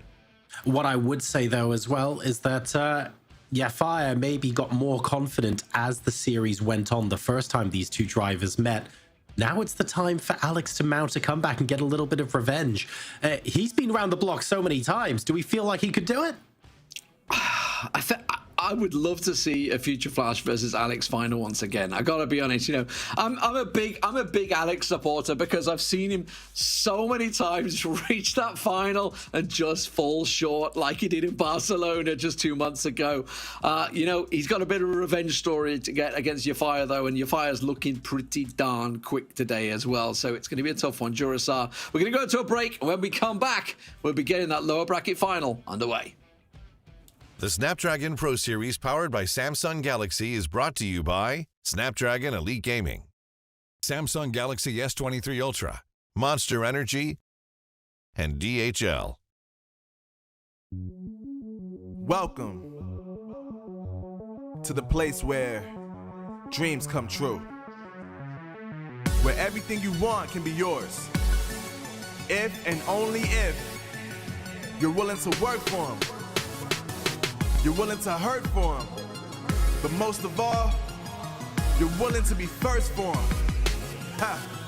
Look, I'm going straight to the top. I don't know how I would stop, like it or not. I got some goals that I'm hitting. You hear what I'm spitting? It's hot. Look what I got. Whole lot of passion and pain. The road to success is insane. Stay out my lane, cause I'm on a mission. I'm getting what stands in my way. Yeah, I'm a beast. I wouldn't play with me, baby. The way that I'm training is crazy, and I do it daily. You wanna talk about drive? I got more drive than Mercedes. I've never been lazy.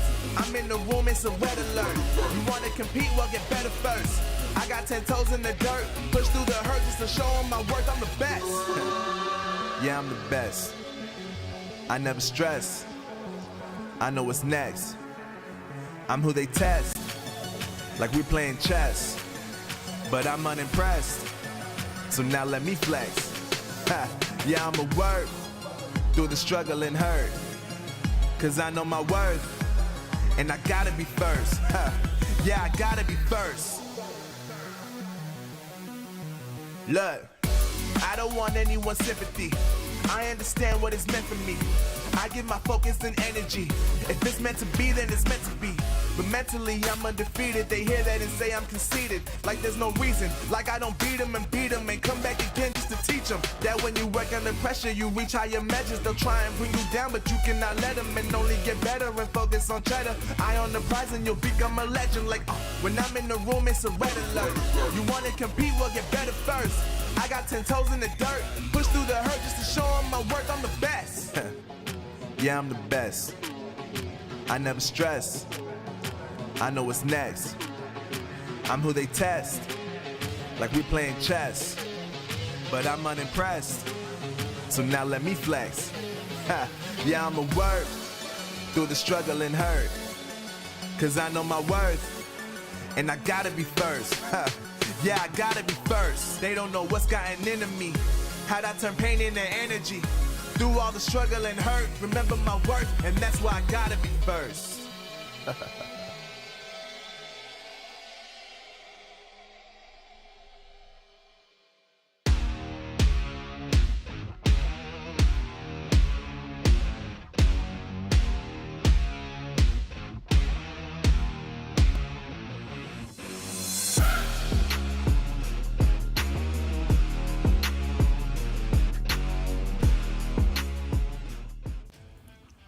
Welcome back, ladies and gentlemen, to the Snapdragon Pro Series. I'm Demon Smith, and joining me is Jurasar for this, the Asphalt 9 Grand Finals coming up in just a moment. But who is going to face the future Flash? That's the question. Is it going to be RPM Alex, or is it going to be Yafire once again? He has swept them all aside so far to reach the Grand Final, and this... Jurasar, this is the repeat of what was a very close series, the closest one so far of the iOS bracket. I can't disagree there. It's the 2-1, right? Alex started that series off very, very strong, but Fire, frankly, showed some serious class to come back and take that 2-1. This is Alex's opportunity for revenge now, and Fire's opportunity to double down and say, excuse me, I know you've been around the block. I know you're a veteran here. I respect how good you are, but I'm just better. Two different stories fighting to be told, and I'm looking forward to seeing who comes out on top. So I can tell you, San Francisco City by the Bay will be the first race. That's going to be on the Rimac Concept 1. We will then move on to Nevada Desert Life. That'll be in the Rimac Nevada. And then, if we need to decide, it is the US Midwest Canyon Launch in the Concept 1. Also a tricky track. This is going to be an interesting series. Very technical tracks, I would say. Especially this first one. This first one could be a confidence killer for anyone that makes mistakes. And like, this is one of the tracks that, even if you're behind, you have a chance of making up time, because... Right. It almost feels like it's one of those tracks that if you're in the lead, you know, you're in that confident mode, and you just sort of taking it easy, you almost certainly will make a mistake. You'll clatter into the bridge. You're not getting enough boost. You'll suddenly try and lax off a bit to try and play it safe, and end up putting yourself in trouble. It's a really tricky track. And then, of course, obviously for the chasing pack, it can cause all sorts of problems. It is, I would say, my favorite track. I'm actually surprised it's not in the grand final. It ordinarily is one of the grand final tracks. But it's definitely a track that sorts the men from the boys, I feel. I think, and that's really good as well, right? Because what you want is an awful lot of choices to make, a lot of opportunities to make mistakes, but a lot of opportunities to gain time as well. And there are pros and cons to picking the path that you choose to take, whether you're in the lead or whether you're playing catch up. It's going to be good. We are going to get past that, though, and track number 2 will be Desert Life. So I imagine after San Francisco, that's going to be a relative breath of relief there for the drivers. A relative, yeah. Relative. I mean, we'll see whether we do reach the US Midwest, whether Yafire can take it. He's going to be starting out as player 1, Yafire will be, so he'll be on the left side, if I'm not mistaken. And obviously that can play a part. I know a lot of you, when you talk to the players, they will go down to the minutest deal of obviously whether you start on the left, whether you start on the right, whichever track it may be. Because obviously if the track does curve off to the left, when obviously you want to be on the left-hand side at the start, it gives you that advantage on the inside track. But it could also be down to what traffic happens to be spawning sort of nearest you, so whether you want to be on the right or the left. But here we go. We are underway. It is the lower bracket finals to see who will be facing the future Flash in the grand finals. This best of 3 starting out on San Francisco is a tricky track, and as I say, even if you're behind like your Fire is right now, there is still massive chances to make up. There's so many areas you can make mistakes on this track. Early lead now for Alex. Fire just focusing on making sure he gets as much nitro as possible to mount a comeback later on in the lap. Alex at the moment, I would say calm, but there's just so much going on when you're racing through San Francisco. It's difficult to keep consistent, then nearly loses it, just about holds onto the car. The question is, will he hold on to the lead? I mean, that was a massive error from your fire there. It's got to be, it's definitely Alex's to lose now. He had made a huge error, missed his jump, didn't quite catch it right, and it's put him a long way back now. So Alex just has to play this one out. But as I said, this is almost that dangerous position of you're so far ahead of your opponent that you kind of try and play it safe. And then sometimes you maybe don't go for that jump that you ordinarily would, which puts you in a slightly different position. But these are two veteran players. These guys have been around for a long time. They know exactly what they're doing. I've got to assume that Alex has this one in the bag for the first race. About a second, maybe a second and a quarter separating them at the moment. And I'm just looking at the nitro from Fire, trying to figure out where he might be able to get a little bit of time back. So but at the moment, it's he's struggling. Yeah, so that jump back there was where he made the mistake before in the first lap. This is a bit of an error as well, once again. So does manage to get the double, but not ideal. Yeah, he's really not hitting his stride right now. Alex is pretty much smooth sailing here, absolutely running away with it. It's going to be the first race going to Alex, and that is a confident performance that you'd like to see coming out from Alex on San Francisco by the Bay. He wasn't under pressure at all throughout that. It was really all about Fire's individual mistake as they approached the Golden Gate Bridge. Very interesting stuff there as well, because with the exception of the disconnect issue that we suffered with Fra, I think that was the largest margin of victory that we've seen today so far. And coming from one of the two drivers that participated in the closest best of three we'd seen, I think that really lays a marker down for your Fire. This is it here. Look at this is where your Fire makes a mistake. He goes off, hits that, doesn't hit the jump right there at all. And he knew from that moment he was done. It just takes it's not the immediate time that it takes off. It's just knowing that that's going to compound for the next 5 to 10 seconds as well. Yeah, absolutely. Well, I mean, it compounded for the entire race. It's just, unless Alex, as I said, it is entirely possible to make an unforced error on that track. Alex could well have been it, and I have seen it before. I've written someone off saying that's it, job done, and then they plow into the bridge or something like that, and just like, what the heck just happened?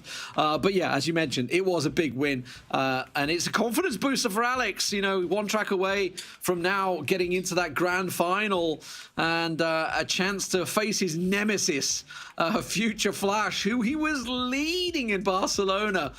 Only to throw it away. We know that Future Flash is fast, though. Well, one thing at a time. If we knew how fast Flash was at the beginning of the day, Alex would still be sweating just a little bit. And to be fair, Fire came back at him and came back at him really strong. He needs to reset now. It's all about the experience in a competitive environment and knowing that he can just calmly win the next two. But Alex looks pretty different in that last track compared to when we first saw these guys meet. Yeah, he had a good start, but here we go. We're into Nevada. Desert life. We are into the Rimac Nevada as well.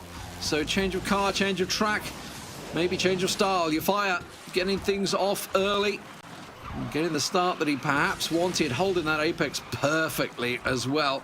But look at Alex, absolutely on his heels, hitting the nitros perfectly. Does manage to get himself to spin, looking good. Both hitting the inside line, absolutely playing it perfectly so far. Hitting the jumps. Oh, Alex! Oh, that's a big error.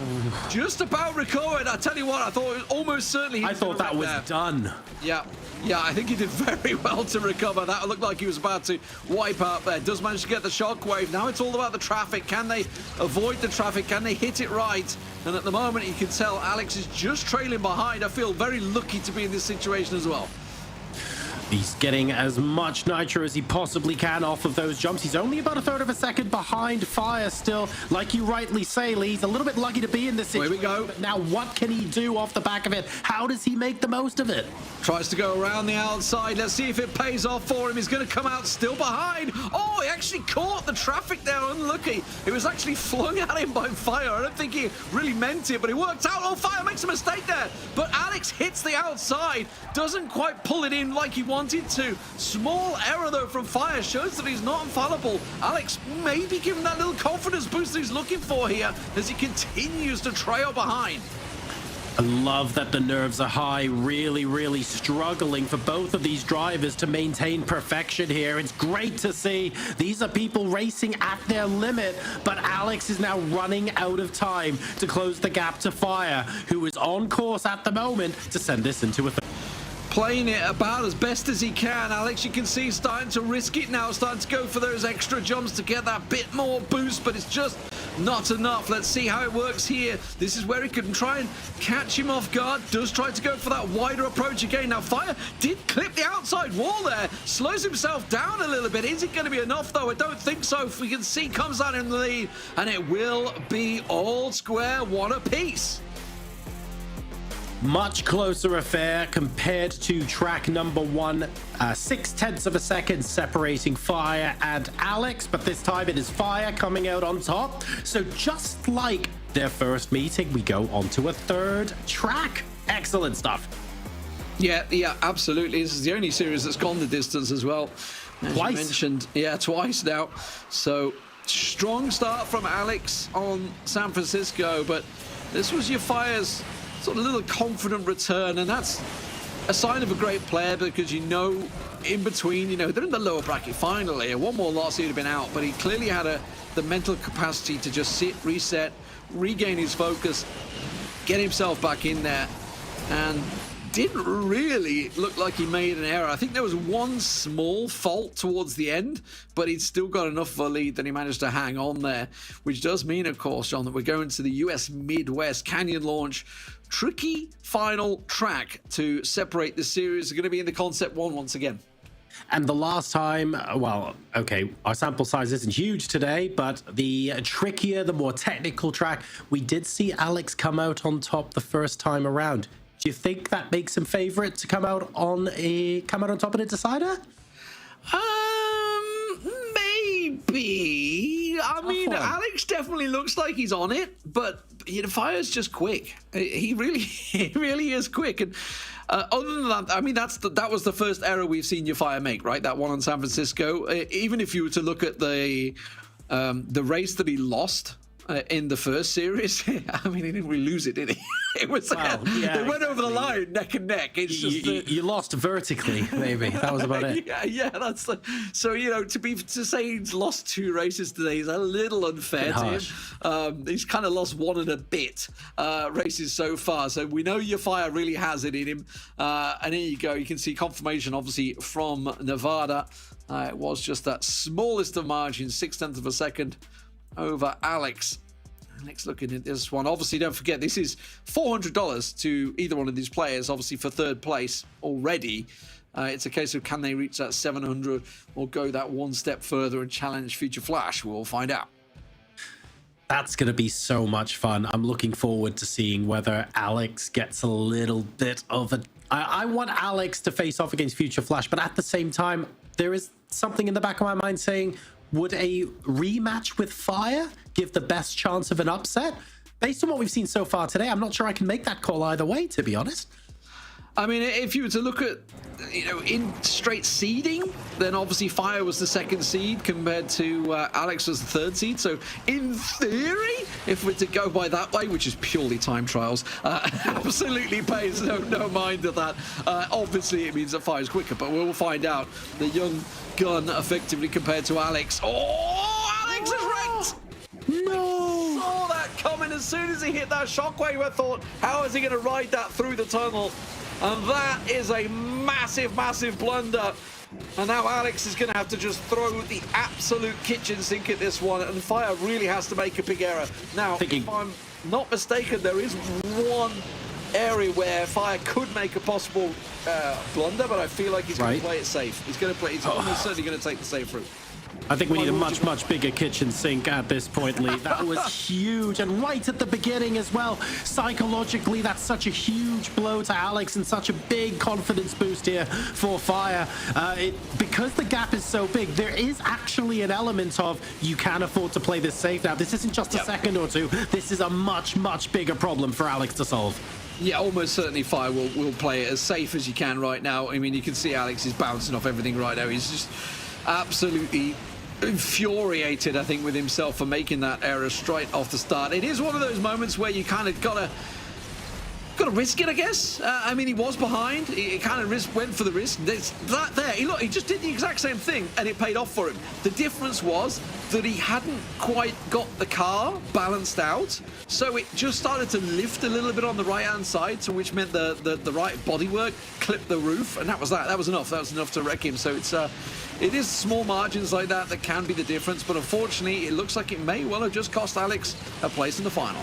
I think it might well have, which means our second seed will be going up against Future Flash in what is another rematch today. Commiserations to Alex, who is absolutely giving it his all at the moment. You can see the gap in front to Fire is just massive, and we are most of the way through the second lap. So this is procedural for Fire right now, who will be through to the grand finals here on iOS. Yeah, I mean, it's the unfortunate case of obviously, head-to-head racing. The fact is, 2 laps head-to-head, 1 mistake is going to cost you. It's as simple as that. But it will be Fire that will make his way through to the final. Obviously, huge margin because of that big error from Alex right at the start. And it does mean we have a rematch of the upper bracket finals now with Fire coming up against Future Flash once again. And I'm looking forward to this. The upper bracket final felt, if I'm honest, more one-sided than this best of 3 did, but I thought Fire had the opportunity to be close to Future Flash on several occasions. I want to see him go one better and hopefully not end up like that in the best of 5 grand final. I think I was wrong. I think he actually clipped the left wall just at the end of the tunnel. I think that's what he clipped. I thought the car had actually pirouetted to the left and the right bodywork had hit the wall, but I think he'd actually gone through the tunnel, and I feel like he clipped the wall on the left there. I think that's what must have been. So yeah, really unlucky from Alex, I feel there. But yeah, and the thing is, he could do it because he did it perfectly the second lap. He knew exactly what he was doing. It's just one of those moments. He was almost going, well, he was going too fast, effectively, into the tunnel. But unlucky. It's also a great illustration as well for anyone watching and wondering, hang on a second, where are the fine lines between someone who's just generally quick and someone who's proper championship caliber? That's the sort of fine line we're looking at. The difference between lap 1 and lap 2 there for Alex was an excellent illustration of just how close to the limit you need to get to be competitive at this sort of level. Yeah, and to look at Fire's point of view, he played it way more safer in the first lap, and obviously paid off for him. It was risky because it could have been that if by the smallest of margins, Alex would have took over him. In fact, he may have even wrecked Fire because he may have landed on top of him. Right. It's entirely possible. I couldn't tell whether Fire had shockwave running at the time, but yeah, almost certainly would have come down on top of him if hadn't clipped that. But those are the smallest of margins, like you say. It does mean, of course, we are going into the iOS Grand Finals. We're going to have a quick break. When we come back, Future Flash is ready and waiting with a 1-0 lead up against Fire. We'll see you in a few. The Snapdragon Pro Series powered by Samsung Galaxy is brought to you by Snapdragon Elite Gaming, Samsung Galaxy S23 Ultra, Monster Energy, and DHL.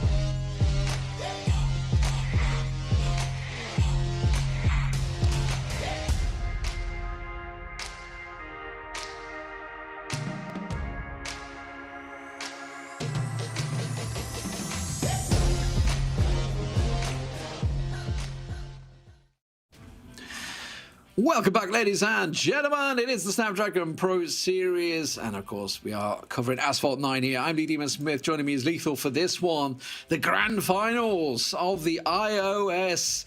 And it's your boy, Future Flash. He's here once again. He's up against Euphire. They faced each other in the upper bracket finals already, and it was a quick done deal for Future Flash, who was also the champion in Barcelona just 2 months ago.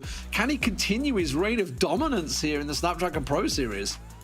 Yeah, I kind of feel like it's a reign of terror, isn't it? Just being an absolute pain in the backside towards everyone. And with Fire, I do see a lot of potential and a glimmer of hope, really, from what we've seen on his side of things. Like, it's not just your typical standard driver we've seen in Asphalt. Is actually technically gifted and also very good in terms of his lines and his performance. And speaking of his lines and trickery, we do start things off here in Auckland, straights and hairpins, and it's really all about how beneficial you are as a driver overall. Not from a technical perspective with the jumps and the tricks you can do, but a lot of the brake nitro bits and pieces here and there, and we know how a lot of the portions of his track is also very narrow here. So it'd be a good way to kind of ease them both into this, but of course, don't get too easy for it because, as you know, Flash does have that one track advantage. So for Fire, he has to step up his game right from the get-go. Yeah, absolutely. I was going to say, if you're wondering why there's 4 tracks, he obviously is coming from the upper bracket. You got to have that advantage. It's the reason of double elimination.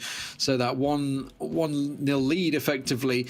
But we should also talk about Future Flash's resilience. We saw it obviously today. He went down on the first lap against Fra, came back, took over him within that first lap just at the end of it and went on to dominate. But we should also talk about Barcelona. He was 2 tracks down, came back and still managed to just pull it back against Alex. You know, he's got that mental fortitude and the capability. That together is a scary competitor. It's someone you don't really want to be facing in a grand final.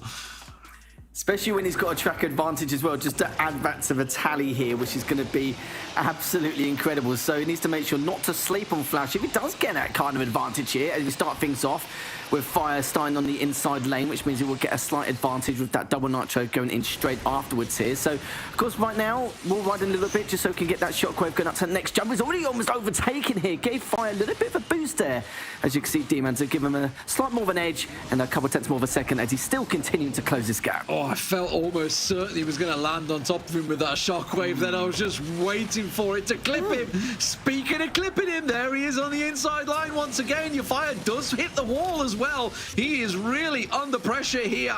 And we know exactly what he can do. We know he's got the pace. We know he's got the power. Talking about the time attack qualifiers, you know, it's just 0.2 of a second between these two. Euphire with a mistake, though. Future Flash takes the lead. Should be able to get on the inside. He's still neck and neck at the moment as they clash once again. Shockwave comes out from the Euphire. Finally manages to regain the lead, but these drivers are not giving an inch right now. It doesn't surprise me at all in the slightest. I did say there's a lot of choke points, a lot of narrow portions of this track where it's going to cause a lot of collisions here. And no fatals yet, which is a little bit of a surprise. As you can see, the Flash was quite tempted to try and knock him into that last previous bend. Oh, he clipped it. He clipped the inside. That's a mistake from Future Flash there. Definitely slowed him down. You can see in terms of boost, that's giving Fire a huge advantage. Just the smallest of errors from Future Flash may have just drawn this one level. I feel that Euphire has got himself a big advantage. He has to make a huge error here for Future Flash to catch him back up. And it's quite hard to really make a huge blunder like that, especially on Auckland. So we'll have to see if he will continue that consistency. As Flash now to taking every risk into the textbook now just to try and close this gap. But again, with straights and hairpins, it's going to be a tall order in itself. And yeah, I can't really see this happening at the moment as he's now just scraping the side to gain that nitro to go around this next bend. Yeah. Frustration I feel from Future Flash here. I don't think it's quite got enough to catch up, and that, of course, will draw the series level because it was a 1-0 advantage that Future Flash held, which means we're going to be moving on to, what, Himalayas. Whoa, it's a tricky track. Himalayas next in the Rimac Concept 1 will be a tough one, but it does mean we're effectively wipe the slate clean. We're back into best of 3 territory. We're at 0-0, and away you go. But for Euphire, he's coming into this now with a confidence boost. Certainly has done. Your boy, Euphire, 1.7 seconds is in that first track. And this was it here. This was the turning point. The fact that you fire 360 to get a bit more nitro on that last jump. And, of course, it does cost you This is it here. Like, just look at something you have to sacrifice. Inside line in a second. He just clips it. Oh, we didn't quite catch it. It was the inside line just back there where he clipped it on the start of the second lap. And that's what put Future Flash so far behind. This is the first track loss for Future Flash. That's it. So at least that way, this is what I was talking about as well in the past. Fire, when we saw him in the previous finals, but not even in the previous matches overall, he is technically gifted to a quite a high standpoint. It's not as your usual high-class standard driver. He's got all the mechanics and fundamentals he needs to try and attempt to take this series. There's no reason why he can't at all. He probably feels the exact same way considering how close he was previously in the past, and he's adapting 10 times better than what we witnessed previously. Yeah, so, I mean, okay, we're moving on. We're back square. Himalayas, frozen route. It's a tough track. It's a tough track, and we're talking about technically gifted. Future Flash has got to be coming into this one thinking, okay, all right, I just need to focus, reset my mind. We know he can do that, obviously being 2-0 down and coming back and taking it in Barcelona just 2 months ago. But it is a tough forward track. It does put him on the left-hand side to start with. He's coming in as player one, which gives him that inside line advantage, which gives him that lead early on. Certainly will do, but at least Flash is going to be the one dictating the pace this time round, as they're both obviously taking that risk to do the barrel roll off that previous straight jump. Finder gets the advantage here, does sacrifice Flash's speed just a tiny bit here, and he goes for the 360 instead of the barrel roll here, but he does get the lead, even though Finder did have a little bit more nitro, but didn't make the most out of that nitro because he's being trapped against the wall. Yeah, but as you can see, you know, we were talking about how technical this track is. It really can be one of those tracks that can catch you off guard in many places, but at the moment it is Future Flash riding it nicely at the moment. Your Fire just gaining a bit of time on him, just slightly there. Just keep your eye on that boost bar though, because you can see that Future Flash has it in reserves, whereas your Fire is just burning every little bit of nitro that he can to try and get the advantage. Future Flash hits the shockwave, your Fire competes as well, gets a little bit more ground there, does clip the inside, but as we move into lap 2, he's not too far behind. No, not at all. 4 or 5 tenths of a second here. Easily doable depending on how Flash is going to perform over these straight jumps. It looks like Flash is going to avoid it. I do understand that technically, considering he's going to lose out a little bit of nitro though. But look how close the gap is now by 0.2 or 0.3 here. And he's going to go to a barrel roll over the shockwave with that jump, and he's going to close the gap even further. Flash is directly in front of him, and it's just a matter of time. He's going to try and get this one the inside lane. He had a little bit more speed as he's going over that previous jump. And now Flash still continuing to hog that inside lane and make sure that Fire doesn't have any kind of way at all to get back in this matchup. Oh, it's tight, it's tight. He's running out of time though, and your Fire knows it. He's gonna have to start throwing everything he's got here as we come in towards the final few corners. Tries to go low. Is it going to be enough? Future Flash is going to come down right in front of him. There it is. And you can see the start-finish line. It's just down this hill as they come barreling down. Has he got enough? The boost comes through, but Future Flash should be able to hold this from now on out. And he will go over the line, the leader. And that takes him 2-1 up. Future Flash gets his confidence back there, but that was a close one. And your boy Fire almost catching him up, but Future Flash once again 2-1 now, 1 track away from victory. And Harry, we move on to what I gotta be honest, I was watching earlier on. Well, we'll get to it in a minute. Let's just talk about this track actually, because this had a lot going on.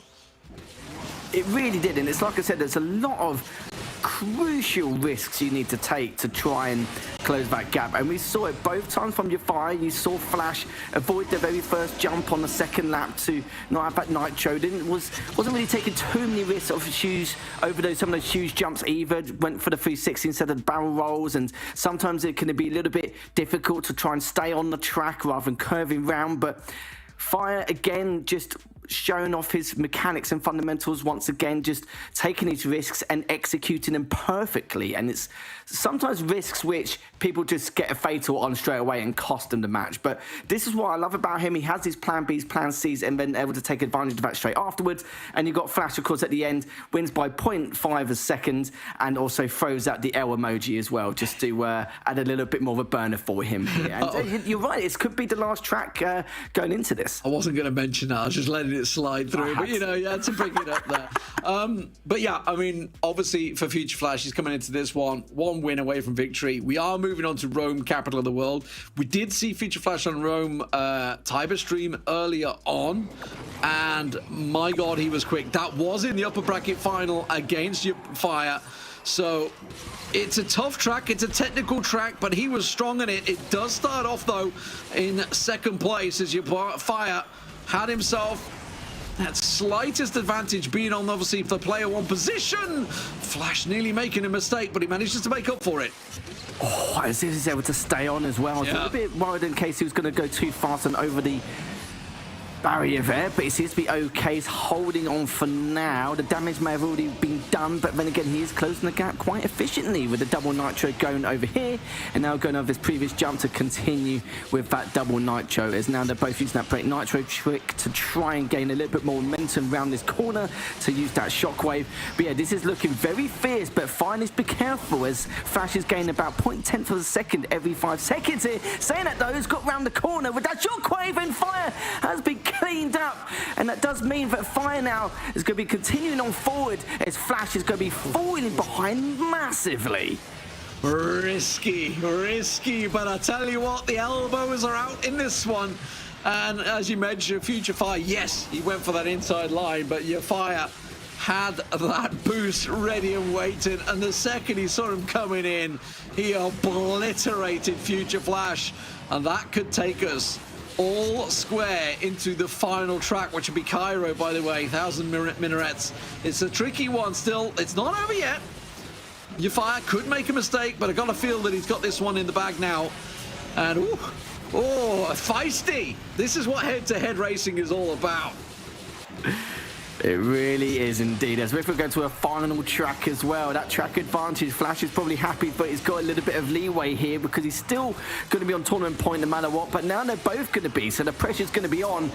As Fire looking to secure victory in this track and take us to the very last track on the iOS platform. And Flash, yeah, he realizes it's going to be curtains for him. And at this level, just one fatal is going to be the difference maker here. It's lined up with the majority of these opponents anyway, but at this level, it's going to be a tough ask in itself. So, we'll be going to the final track here. Flash is going to be finishing off this one as previously, and as you can see, just under a 5-second gap. So, unbelievable stuff there. Very risky move there from Fire, but it definitely paid off.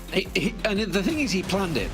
He absolutely planned it. There's no way he went wide on that corner, that wide on that corner, for no reason other than the fact that I am going to nail you if you try and go for that inside line. He absolutely had it ready. Keep your eye on it. It's just going to come up in just a second. So as Future Flash tries to take the inside line on the grass, here we go. Your Fire, look. Sat ready, waiting. Thank you, shockwave. Goodbye. Absolutely held it. Ready and waiting, well planned and really well executed by your Fire. That is the competition I like to see.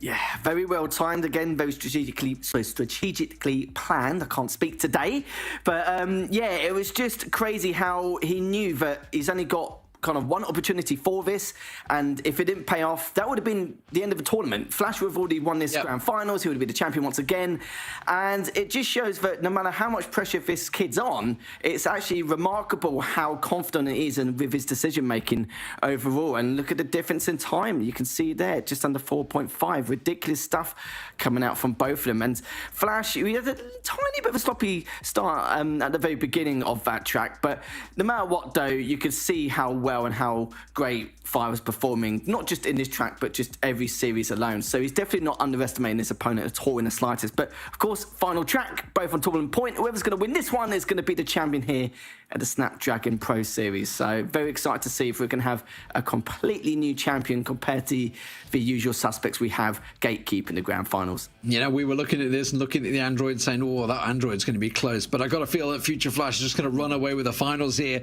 Well, that's not been the case, has it? We're on to the final track. Cairo, 1,000 minarets in the Rimac Concept 1. Who is going to come out on top? All square, 2 apiece.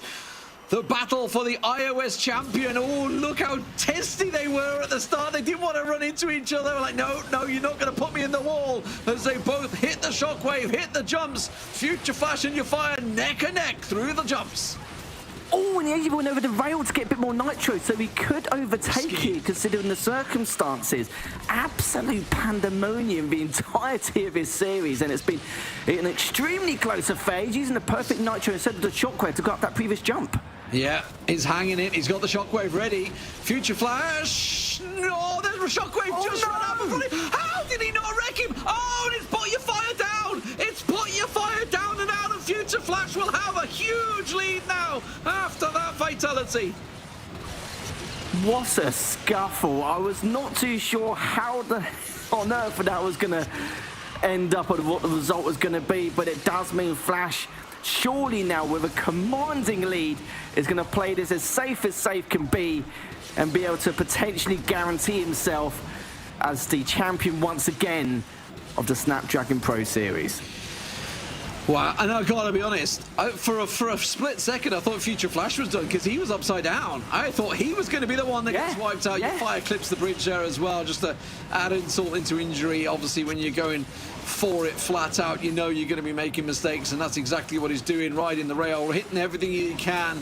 But unfortunately for your Fire, it's going to take a calamitous mistake from Future Flash here, who is looking to be the iOS champion once again here for the Snapdragon Pro Series, and once again he continues his reign of dominance in the iOS bracket. Has been what, 3-4 tournaments back to back now that he's taken dominance? Is that classed as a Grand Slam? Is that an Asphalt 9 Grand Slam? I feel like it must be. You'd think so at this point, wouldn't you? It may have been an anticlimactic second lap, but you know, we had everything we required and more in order to make this a fabulous grand final to finish off this last race on the iOS platform here. So congratulations to Flash. He's going to be taking the Snapdragon Pro Series for EU&MENA, and he's going to be pretty damn happy with that. Just another one added to the collection, but commiserations to Fire. He put on an extremely impressive performance overall, and I'm sure we'll see him back again at a future tournament. Yeah, Snapdragon Pro Series champion back to back. Future Flash, throw Barcelona in there as well, and he has had a phenomenal year in Asphalt 9. And once again, under pressure, proves just how cool, calm and collected he is. But let's just have a quick look at this, Harry, because this is where it all went wrong. And as soon as he hit these railings, this is when I thought that it's got a little bit more nitro to kind of close the gap, close the lead. But this is one of the other turning points as well. The fact that Fire had so much time with the barrel rolls here as they both flipped. Some reason I'm still in the mindset of exactly what happened. But yeah, it was just that one moment, because Fire was able to barrel roll off the previous jump, and you saw Flash didn't really get much from it at all apart from the height. So again, a little bit of nitro. That gave Fire a way in order to try and overtake. But both of them just have no fear. They are full of confidence, and just the way they performed that was just an incredible grand final, and we couldn't have asked for more. Yeah, and I feel that if to look at the replay again, the shockwave ran out the split second they connected. Otherwise, Future Flash would have been gone, because I don't think he had it running. I think he had already run out. And then you saw him come tumbling down, and you just thought, oh, we're going to see Future Flash get destroyed, but it wasn't the case. And Future Flash is the champion once again. And that just shows how tight this is. You know, we talked about it right at the start. The time attack, they qualified within 0.2 of one another. Both absolutely cracking competitors. Your Fire showing on Rome just exactly that planned and executed move with the shockwave. Perfectly done. But it's Future Flash that takes victory And of course, the prize and championship 3-2 here. And he was pressured. He was pressured. He came into this with a 1-0 lead, so effectively they go away 2-2. Obviously, the damage being done in that upper bracket final, but a worthy winner, but an absolutely worthy second place from Yafire. And we didn't really get the broom out too much for the clean sweeps. We only had a couple, and we've had quite a few game 3, game 5. So we've been extremely fortunate and very lucky to witness such incredible racing. But with these two, I would love to see them go ahead against each other in the future. Just absolutely great stuff. We know Alex got third, so again, we're going to have to wait for him to see if he gets a potential championship in the future. Yeah, fantastic stuff from the iOS championships, of course. You know, I've seen Future Flash come through, take victory. Yes, he was the favourite, but it was a great finals. There's no doubt about it. Coming up next, though, will be the Android turn. We're going to be getting into, yes, the favourites of like the Sukti and, of course, Jägermeister in there. And, of course, we should talk about Big 71, who had a great performance in Barcelona recently as well from RPM. We'll be right back, ladies and gentlemen. Have a quick break. Get yourselves a cup of tea if you're going to be fully English, and be ready and prepared for what will be another exciting tournament for the Android. See you in a few.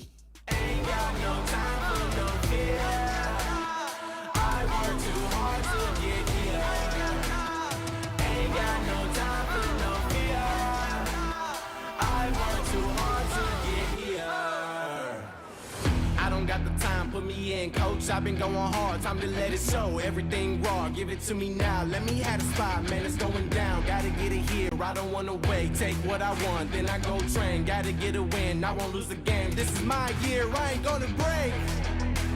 Strap in, cause it's gonna be a long ride. Working on me every single day and night. There comes a time when your worlds will collide. If it's holding you back, push it right to the side. On another level, I will never settle. Mind over matter, get the gold medal. On another level, I will never settle. Mind over matter, get the gold medal. Ain't got no time for no fear. I work too hard to get here. Ain't got no time for no fear. I work too hard to get here. On another level, I will never settle. Mind over matter, get the gold medal. On another level, I will never settle. Mind over matter, get the gold medal. On another level, I will never settle. Mind over matter, get the gold medal. On another level, I will never settle. Mind over matter, get the gold medal.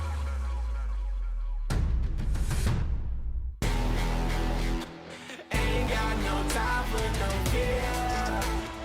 I work too hard to get here. Ain't got no time for no fear.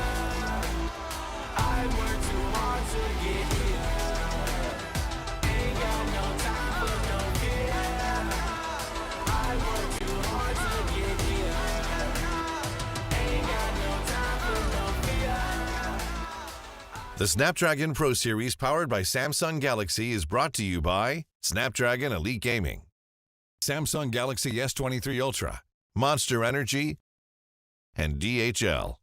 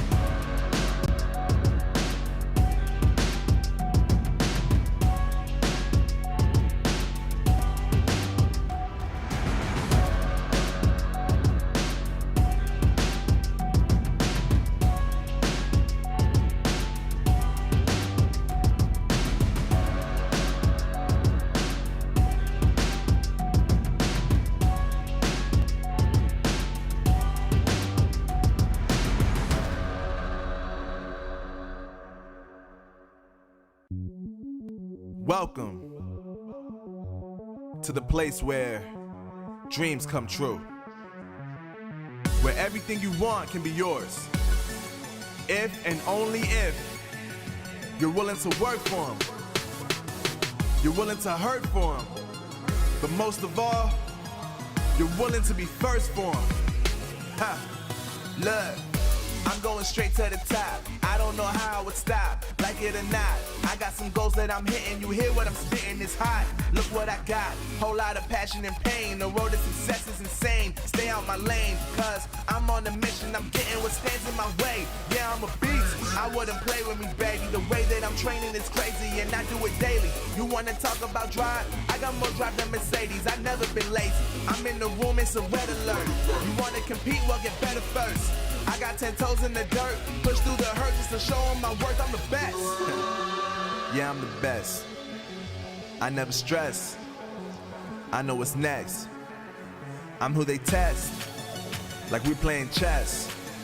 But I'm unimpressed, so now let me flex. Yeah, I'ma work through the struggle and hurt, cause I know my worth, and I gotta be first. Yeah, I gotta be first. Look, I don't want anyone's sympathy. I understand what it's meant for me. I give my focus and energy. If it's meant to be, then it's meant to be. But mentally, I'm undefeated. They hear that and say I'm conceited. Like there's no reason. Like I don't beat them and come back again just to teach them that when you work under pressure, you reach higher measures. They'll try and bring you down, but you cannot let them, and only get better and focus on cheddar. Eye on the prize and you'll become a legend. Like, when I'm in the room, it's a red alert. You wanna compete? Well, get better first. I got 10 toes in the dirt, push through the hurt just to show them my worth. I'm the best. Yeah, I'm the best. I never stress. I know what's next. I'm who they test, like we playing chess. But I'm unimpressed, so now let me flex. Yeah, I'ma work through the struggle and hurt, cause I know my worth, and I gotta be first. Yeah, I gotta be first. They don't know what's gotten into me, how'd I turn pain into energy. Through all the struggle and hurt, remember my worth, and that's why I gotta be first.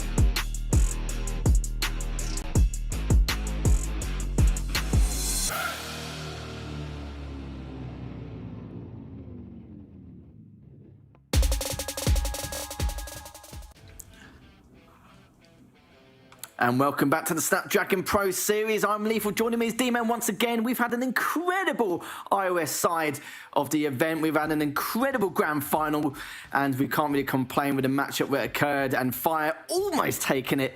But sadly for him, a crucial area from both players, but he ended up coming second. But, you know, not too shabby at all. Commiseration to him. But, of course, at least Future Flash is going to be the champion once again as we move on to the Android side, where we're sure it's going to be just as spicy, I feel like, D-Man. Yeah, absolutely. It's got a lot to live up to. There's no doubt about it. We thought when we looked at the two brackets that this is probably the closer, the Android side. Of course, barring obviously Sukti's dominance 2 months ago in Barcelona. But overall, you know, if you to look back across the history, you know, you got Sukti in there, Jägermeister. These guys have sort of taken races off each other constantly for the last few years. So it's really up in the air. And then you got the likes of obviously Big 71 coming through and throwing down, I think it's safe to say, at Barcelona. So, you know, putting himself out there. I think we've got a good bracket here. I think we have. I always feel like with the Android side, there's always one player who makes it through either we haven't heard of or we haven't seen in quite a long time. But we recognise all of these faces. But before we go into it, just to give you guys a bit of a quick context on how they actually proceeded to make it into qualifying for this event. And as you can see, there was 2 sets of time trials where it's come first in second on either of the 2. And this is where they end up today. 4 players left remaining, and it will be a double elimination bracket best of 3, with the grand finals being a best of 5. If you come from the upper bracket, you have that 1 track advantage. You come from the lower bracket, then a little bit more of a tall order. But when you get players like Fire, as you saw there, he's able to almost bring it back, but sadly it wasn't to be. But it's nice to see again, you know, not a single elimination bracket like it was at previous events. And now we do have the prize pool, and we've got a nice chunk of change for all these players. So at least none of them will not be going home empty-handed, even though they're playing from home anyway. But look at that though, $1,200 for first, not too shabby for a full day's work here. And the question is, who's going to come out on top? We have absolutely no idea, as at previous events it was the Jägermeister show throughout some of these tournaments, and now there's been a spanner in the works with CEST, and now of course David's now back into it, as well as the big 71 as well from RPM here. So honestly, this should be a spectacular way to kick things off on the Android side, as you can see these very, very close qualifying times. Look at that. Yeah, I mean, we were talking about 2/10 in the iOS side. It's 2,000th of a second that separated CEST and Jägermeister. And this is what we were talking about. You know, like when you look at this bracket, you think, yeah, this is going to be close, and that's why. That is going to be so close. Even if you to look at Big 71 and David there, I mean, that's only a 10th of a second as well there between the 2. Yeah, sure, it looks big because his number. It's not. It's just a 10th of a second, so which is absolutely nothing. But when you're talking 2,000th of a second separating them, obviously on Caribbean Island is a track that they've played for years. Definitely going to be an interesting one. It does, of course, mean that CEST coming into this one as the number 1 seed means they're obviously separated. And Jägermeister, I would say that's a tough first race for him. It really is indeed. The big 71, you cannot underestimate him at all. He does. It's a little bit fishy at times, like a lot of tricks he can pull out the bag, and again, he's kind of a little bit like your Fire, where he can execute them extremely well. So in terms of playing safely, yeah, that's not going to be on the cards, I'm sure, in that second semi-final. But it could set up a rematch between CEST and Jägermeister later on in the bracket if it gets to far into the winners' final. So as you can see, CEST and David is going to be picking up next in the first semi-final, with Jägermeister versus the big 71 coming up straight afterwards, back to back. But like I said before, going to continue being a double elimination bracket, so these players will have a second chance if anything does occur in their first matchup, which is nice to see, because we know not all players can get out the gate strong like CEST and Jägermeister normally do. But with CEST, though, of course, previous champion, won it in dominating fashion against a player who's a formidable opponent on the Android side. But start things off, though, we're going with David, who is no stranger to the Android side, of course. No, absolutely, yeah. CEST coming into this one. It is Osaka once again. We've reset the map pool. We are back to the beginning. And Osaka, obviously, the map we saw, the winner now, Future Flash on iOS, coming back from actually being behind on the first lap. So he managed to pull it back here. CEST, though, of course, holding a strong lead. There are areas on this track where you can make unforced errors. Obviously the corner being one that's just coming up in a few moments is a big part of where you can make some ground. Yes, obviously there's a lot of bollards in the way, but I don't expect drivers of this caliber to be collecting on those. It's more about where you can hit the right apexes. Can you hit the boost? Can you hit the nitro? Can you ride the rails if you really want to risk it and get that little extra boost? Nobody wanted to risk it there. Absolutely not, and I don't know if I would either, really, considering the circumstances, as David got some really nice 360s there to gain a little bit more nitro for himself. But the problem is, CEST is just running away with it. It's had some incredibly clean lines. Good nitro management overall as well, as David just used that double nitro from that last jump, and now going to continue forward with the shockwave around this next bend as we're now into the second lap. And CEST is just such a mechanically gifted driver, just able to increase his lead by so much more. You kind of feel like David must have made a fatal error somewhere, as CEST is so far ahead. Yeah, it's, at this stage, it feels like Sushi's just basically in time attack mode. He's the mind has gone out of like head to head. He doesn't need to worry. Just reset your mind, get your effectively your pole position laps, which is basically what got him here in the first place as the fastest driver, the #1 seed.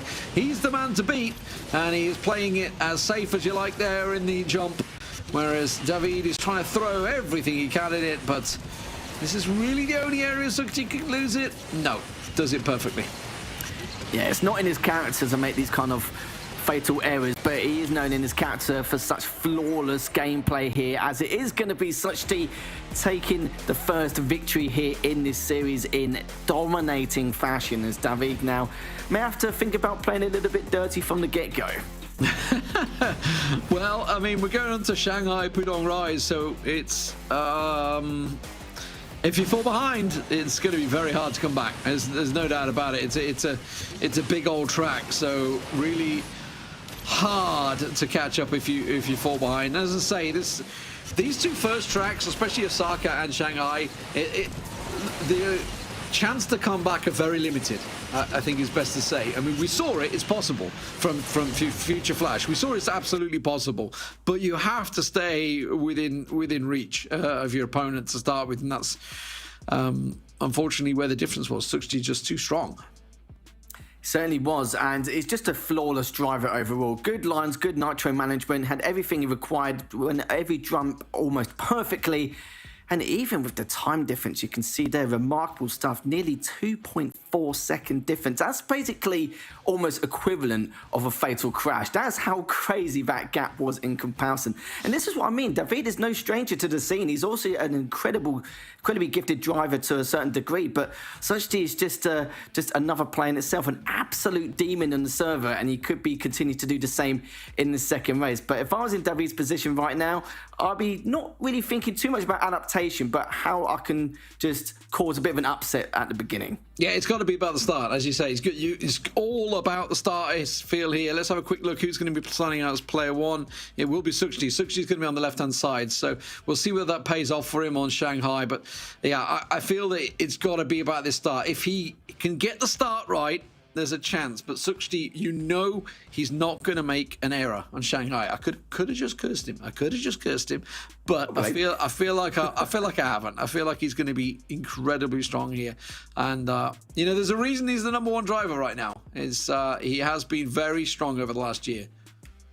And Jägermeister's going to be watching this, knowing that it's going to be a long road ahead of him, because no matter what happens, he's going to have to try and defeat him twice if he does match up against him later on. That's if, of course, Suchti does make it to the winners' finals, and if Jägermeister does it himself, because he's got a tall order ahead of him as well. But this has been looking very good for Suchti. It's been very impressive how he's been performing. It looks like it's been no different in his character compared to what we saw at the previous tournament, with his dominating attitude and confidence around all of his tracks, and his loyalty behind it as well. But let's see, going into the second track now, let's see what David can do in comparison to the first one here. Of course, David's going to have that inside lane, so we'll have that tiny advantage here. But let's see what Suchti's going to do to overtake this.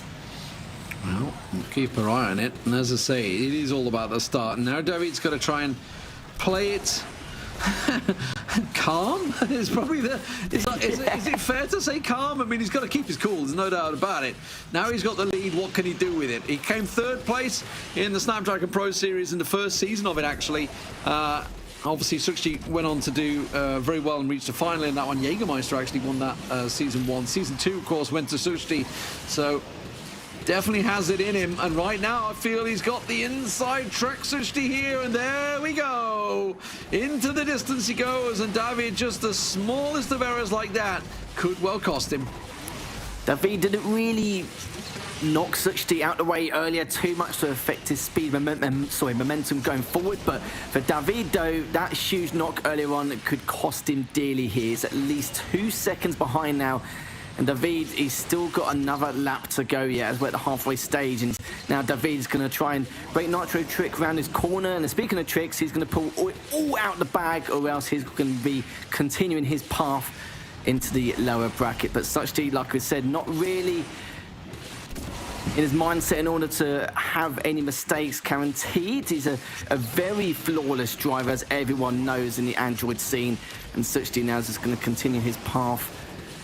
There's the winning line as we're now nearly at the closing stage here. Just another 30 seconds left to go as CEST just continuing on with that shockwave, now going towards to get this next canister to progress further with the shockwave again up to this next jump shortly. But yeah, this seems to be a guaranteed victory now for CEST.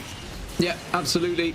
You can't really make too many mistakes on this track. It is such a big, wide open track. There's not really a great deal of areas you can make a mistake. Yeah, you could hit a divide wrong or something like that, but you don't really expect these guys to do that unless there's a really big error. And over the line, CEST goes, takes it 2-0 in the first one. We talked about it, the smallest of margins, and that's really what it was. David, obviously, with a small lead in the start there, but as soon as they got side by side, you didn't feel that CEST was going to lose out, and he will move up into the upper bracket final. 3.4 to 3.5 second gap. I know, of course, that small knock earlier on did have an effect, but still was able to increase his lead straight afterwards. But you can see there was a little bit demoralised, knowing that considering CEST's track record in terms of the mistakes department, they don't occur. It doesn't happen. He's a very, very clean driver, and he was probably thinking about the lower bracket already during the halfway stage of this second track. So it is what it is, but it doesn't mean that David will be in the third place playoff. No, no, no. We'll be seeing him in the lower bracket later on, either playing against either Jägermeister or the Big 71. Yeah, absolutely. It's double elimination. That's what it's all about. CEST taking himself a relatively simple start for him. I don't think anybody would have expected anything less. Certainly of David, obviously coming up against such a strong competitor. It's a case of what he can do in that lower bracket. So it does move us on to the next semi-final, of course, which is Jägermeister. We should point out, in terms of time attack qualifications, Jägermeister was 0.002 of a second behind CEST. He is also very, very quick, but he's up against RPM, the Big 71. It's going to be a tough one. It certainly will be. It's going to be a much closer affair, I believe, compared to what we saw in that first semi-final. So who is going to make it to a winners' finals between the Big 71 and, of course, Jägermeister? We all know and love him. We know how many championships he's won. He's looking for another to add to the tally if he can, but CEST's waiting for him in the upper bracket final. So, guys, don't go anywhere. We'll be back with the next match very soon. The Snapdragon Pro Series, powered by Samsung Galaxy, is brought to you by Snapdragon Elite Gaming, Samsung Galaxy S23 Ultra, Monster Energy, and DHL.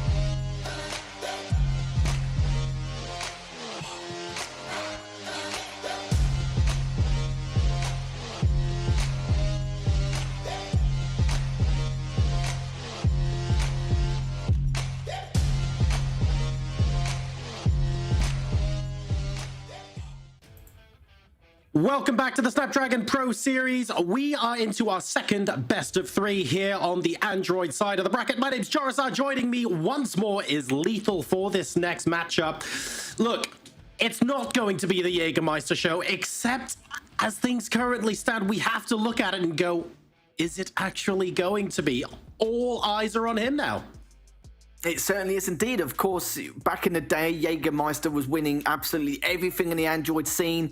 He's in a couple of second places as we've followed his path over the last couple of events, but he's had enough of that now. He wants to put on I would say he's been putting on a really good performance anyway for the majority of the matches he's had over the last 12 months so far. But the Big 71, of course, another player who wants to try and make an impact here. So the pressure's on for both these guys. It very much is. Big 71 making himself known in a big way, no pun intended, over the course of the last, maybe half a year or so. And now is his opportunity to come good on the big stage against Jägermeister himself. Look, if you're going to have to go through everyone to reach the grand finals and take home the lion's share of the $5,000 prize pool, you might as well go up against the best and challenge yourself to see if you can dispense of them at the first hurdle. It's a big ask, but it's possible. I always say that if you feel like you're the weaker player in the matchup or inexperienced to a certain degree, you have to tackle these high-end opponents from the get-go, from the very first match, because we know they're always trying to ease the matchup just like anyone else. So it's extremely important for them to do it now rather than have to suffer the consequences with that huge losers bracket run, which of course no one wants to do in the lower bracket side. But of course, same tracks as always in the winners semis, and we're going to see what's going to occur and see who's going to dictate the pace from the very beginning of this series here, John. And already the Big 71 get that nice little early lead here. And here we go. Big 71 versus a Jägermeister now.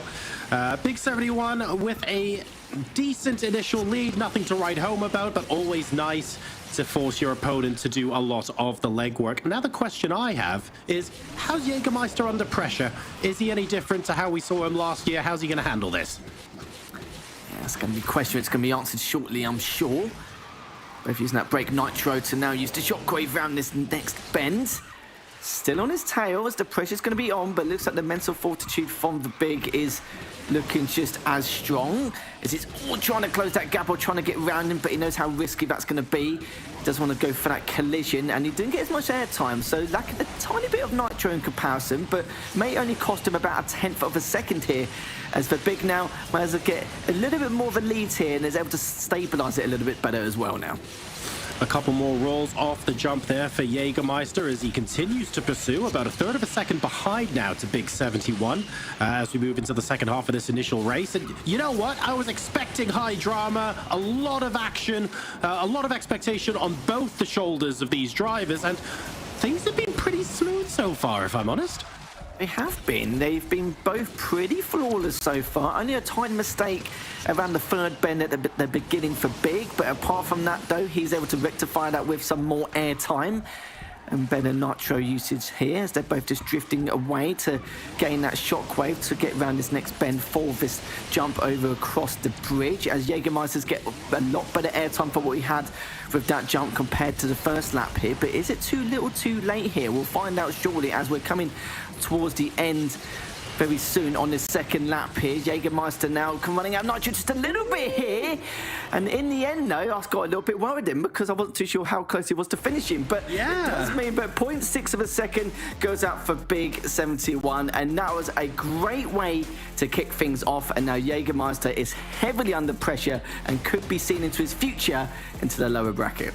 And look, I don't want to overhype this in any way. At the end of the day, both drivers there drove a pretty solid race, and there wasn't really that much drama to write home about. Like, I love the fact that there was no big error to talk about. There was no extenuating circumstances for why Big 71 won that track. There was none of that. It was just, I raced well and he couldn't find an opportunity to overtake. And that really puts a lot of psychological pressure now on Jägermeister. I'm loving this. It certainly does. Crisp performance from both these players. The only thing I would say was the airtime Jägermeister had on a couple of jumps, which in the end wasn't getting as much speed, but didn't really get as much nitro he would like to collect to continue to perform as what he normally would. As you could see earlier on, maybe he could have forced a collision at some stage if he was able to gain that nitro earlier on. But It is what it is. That was the first track, and you're right, though. It was very clean, precise, fundamentally great in terms of performance from both his players. And the Big 71 is here to make an impact. He was looking extremely good. You were right, though. He has a good mental fortitude coming into this. Wasn't really phased at all by how Jägermeister was going to continue with the lines he was making and the tricks he was actually going to continue on going forward.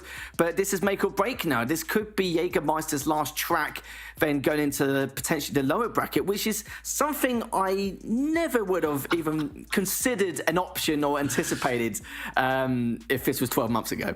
Well, look, right?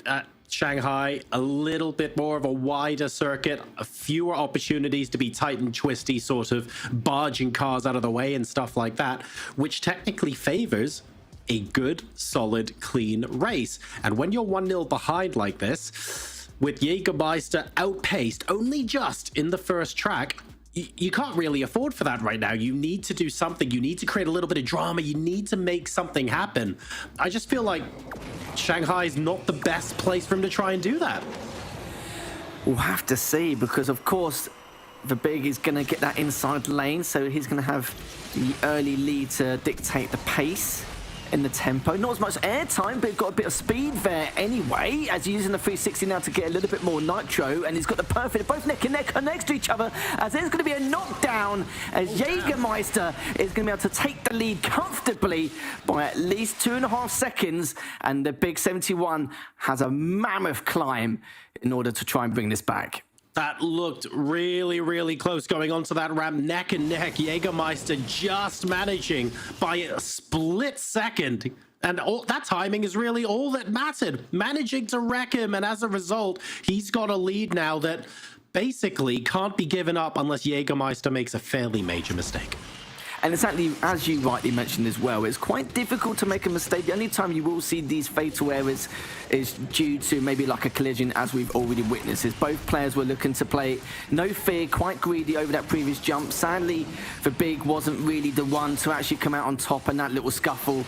And Jägermeister should technically take this comfortably, considering the lead he has. Even if he does get a fatal somewhere around the track, he should have about a half a second lead anyway, as the Big now is just taking his time in this moment, probably just soaking it in, realizing that he's only got one more chance to try and move himself into the upper bracket final. But for Jägermeister though, this is huge for him. A lot of leeway and momentum will be in his favor going into the next track. Now, looking back to the moment where the Big got wrecked, was there anything he could have done differently to try and come out on top in that scuffle, or was it kind of always going to end that way? Do we need to see a replay of that to know more? I would probably say it would have ended that way anyway. Maybe he could have used his nitro a little bit later, and that way would have avoided that collision. But these things do happen. It's very hard to predict as well. You don't know if your opponent's going to let you just drive on side by side, or if they are going to go for the collision. But the problem is Jägermeister wasn't near the wall at all. Actually, the Big was on the wall side, so he knew that Jägermeister was probably going to take that risk and take that advantage. I think anyone would at this stage. You know what, actually, John, I probably would as well, as the Big does cross the finish line, as we'll be heading into track number 3. Okay, well, we were talking about creating a little bit of drama, and we were saying how actually Shanghai might not be the best place to do that. I don't think I've been happier to be cast accursed at any point today, but Jägermeister in dramatic fashion pulling this back to a 1-all. Yeah, I'm sure we're going to see this momentarily anyway. It was quite soon off after that initial jump on the track, and you can see there, he pushed him straight onto it with the perfect nitro as well, so he was able to guarantee himself that fatal onto the Big. So good patience there coming out from Jägermeister, and he knew that it was basically asking him and daring him to do it. There was no reason why he should not. And yeah, good stuff from Jägermeister for taking that risk. Of course, it was make or break, or else he'll be going into the lower bracket otherwise. And as a result, we are setting ourselves up for a decider between the two. Now, we saw Jägermeister perform very calmly under pressure and take advantage of the situation that he was offered in track number 2. But initially, we have to say, when there wasn't any sort of drama involved, the Big just seemed to have a little bit of a speed advantage as well, making it very difficult for us to call track number 3. Yeah, it's anyone's guess at this point, because the Big is such a great driver. I've not seen any weaknesses where he sacrificed a lot of temps here and there in terms of his performance with his lines or anything like that. He's just a very strong driver overall. And I think whoever is going to go into this lower bracket is going to give David a very tough time as well and a tough ride. So this is where it's going to be a few question marks. And David's probably thinking, right, okay, it looks like it's not going to be as easy to go for this lower bracket either, because I've got to go up against 3 juggernauts just to even potentially win this entire thing.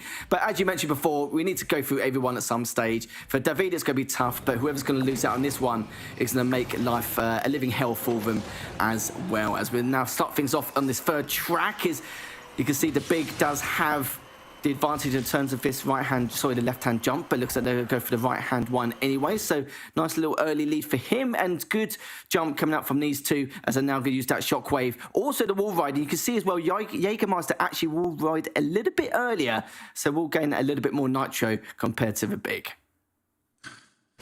This will be really interesting to see if he can maintain this lead. The big at the moment holding about a quarter of a second out on Jägermeister, taking the same routes and doing their best to keep on top of each other. Jägermeister at the moment tracking well.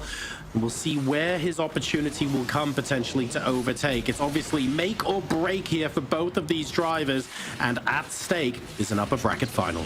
Jägermeister's actually slowly gaining on him. I've seen a couple attempts here and there every 10 seconds that he's actually performing in order to actually gain on him currently. Using a perfect nitro into the double. Was gonna go for the jump, but instead Jägermeister actually decided to prioritize the gas canister, just due to the fact that he knew it was a little bit too risky. And if he did make that jump, he wouldn't get as much air time and barrel rolls in comparison. But got a huge amount of air time there. Could overtake Big if he can, but doesn't close the gap massively, but at least enough to be on his tail here. It's definitely going to be neck and neck, and he's going to get a lot more air time. But the Big does, of course, grind that invisible wall in order to gain the nitro he made him miss out on that previous jump in terms of air time. And that was big as well, no pun intended again, but that was what, another quarter, another third of a second gained on Jägermeister. The big is just suddenly squeezed out just a little bit more in terms of the gap. Jägermeister running out of time. Certainly is. Using the double nitro for of course, the handling around that previous jump. I'm not too sure if he's going to actually be able to do it at this stage. The Big's only got a straight portion of his track after this bend, and he can just not go for the final jump because it's not required. He's so far ahead at this stage, and it looks like the Big is going to be able to take victory. He's going to take winners at semis number 2, and it's going to set ourselves up for a very spicy upper bracket final, as Jägermeister, not many people would have expected, will go into the lower bracket straight away, as he's got a nice long lower bracket run for himself to create that potential Cinderella story. So for Big, looking pretty damn good here, John. Very interesting stuff indeed, and forcing Jägermeister to go through the absolute gauntlet of a lower bracket to potentially re-meet in a grand final. I have to say I'm very, very impressed with how the Big has handled the pressure, especially considering the setback in track number 2 as well. He's, like you say, he's playing without fear, and even when, crucially, things didn't go his way, he didn't alter his driving style. You can clearly see that from this deciding track. Yeah, the Big did play it quite safe earlier on, which is quite understandable. He felt like his half a second lead, but Jägermeister was gaining on him extremely quickly, a lot more quickly than I anticipated. This track can have its elements, so it is Himalayas. Most of these tracks have a lot of potential to close the gap, but that's when the Big decided to change things up, start to play it unsafe again, which is why he was able to increase his lead, forcing Jägermeister to take more risks. And there you have it, 0.27 seconds nearly. That is unbelievable from the two of them. But do you know what? It wouldn't surprise me if we see a rematch against these two later on. No. I feel like based on what we've seen so far in the 2 semifinals today, it's entirely possible that happens. But first, long before any of that stuff can happen, we've got a lower bracket to go through. So stay tuned, ladies and gentlemen. You are watching the Snapdragon Pro Series. We will get going with the lower bracket after this break. The Snapdragon Pro Series powered by Samsung Galaxy is brought to you by Snapdragon Elite Gaming, Samsung Galaxy S23 Ultra, Monster Energy, and DHL. Welcome to the place where dreams come true, where everything you want can be yours, if and only if you're willing to work for them. You're willing to hurt for them, but most of all, you're willing to be first for 'em. Ha, look, I'm going straight to the top. I don't know how I would stop, like it or not. I got some goals that I'm hitting. You hear what I'm spitting? It's hot. Look what I got. Whole lot of passion and pain. The road to success is insane. Stay out my lane, cause I'm on a mission. I'm getting what stands in my way. Yeah, I'm a beast. I wouldn't play with me, baby. The way that I'm training is crazy, and I do it daily. You wanna talk about drive? I got more drive than Mercedes. I never been lazy. I'm in the room, it's a red alert. You wanna compete? Well, get better first. I got 10 toes in the dirt, push through the hurt just to show them my worth. I'm the best. Yeah, I'm the best. I never stress. I know what's next. I'm who they test, like we playing chess. But I'm unimpressed, so now let me flex. Ha. Yeah, I'ma work through the struggle and hurt, cause I know my worth, and I gotta be first. Ha. Yeah, I gotta be first. Look, I don't want anyone's sympathy. I understand what it's meant for me. I give my focus and energy. If it's meant to be, then it's meant to be. But mentally, I'm undefeated. They hear that and say I'm conceited. Like there's no reason. Like I don't beat them and come back again just to teach them that when you work under pressure, you reach higher measures. They'll try and bring you down, but you cannot let them, and only get better and focus on cheddar. Eye on the prize and you'll become a legend. Like, when I'm in the room, it's a red alert. You want to compete? Well, get better first. I got 10 toes in the dirt, push through the hurt just to show them my worth. I'm the best. Yeah, I'm the best. I never stress. I know what's next. I'm who they test, like we playing chess. But I'm unimpressed, so now let me flex. Ha. Yeah, I'ma work through the struggle and hurt, cause I know my worth, and I gotta be first. Ha. Yeah, I gotta be first. They don't know what's gotten into me, how'd I turn pain into energy. Through all the struggle and hurt, remember my worth, and that's why I gotta be first.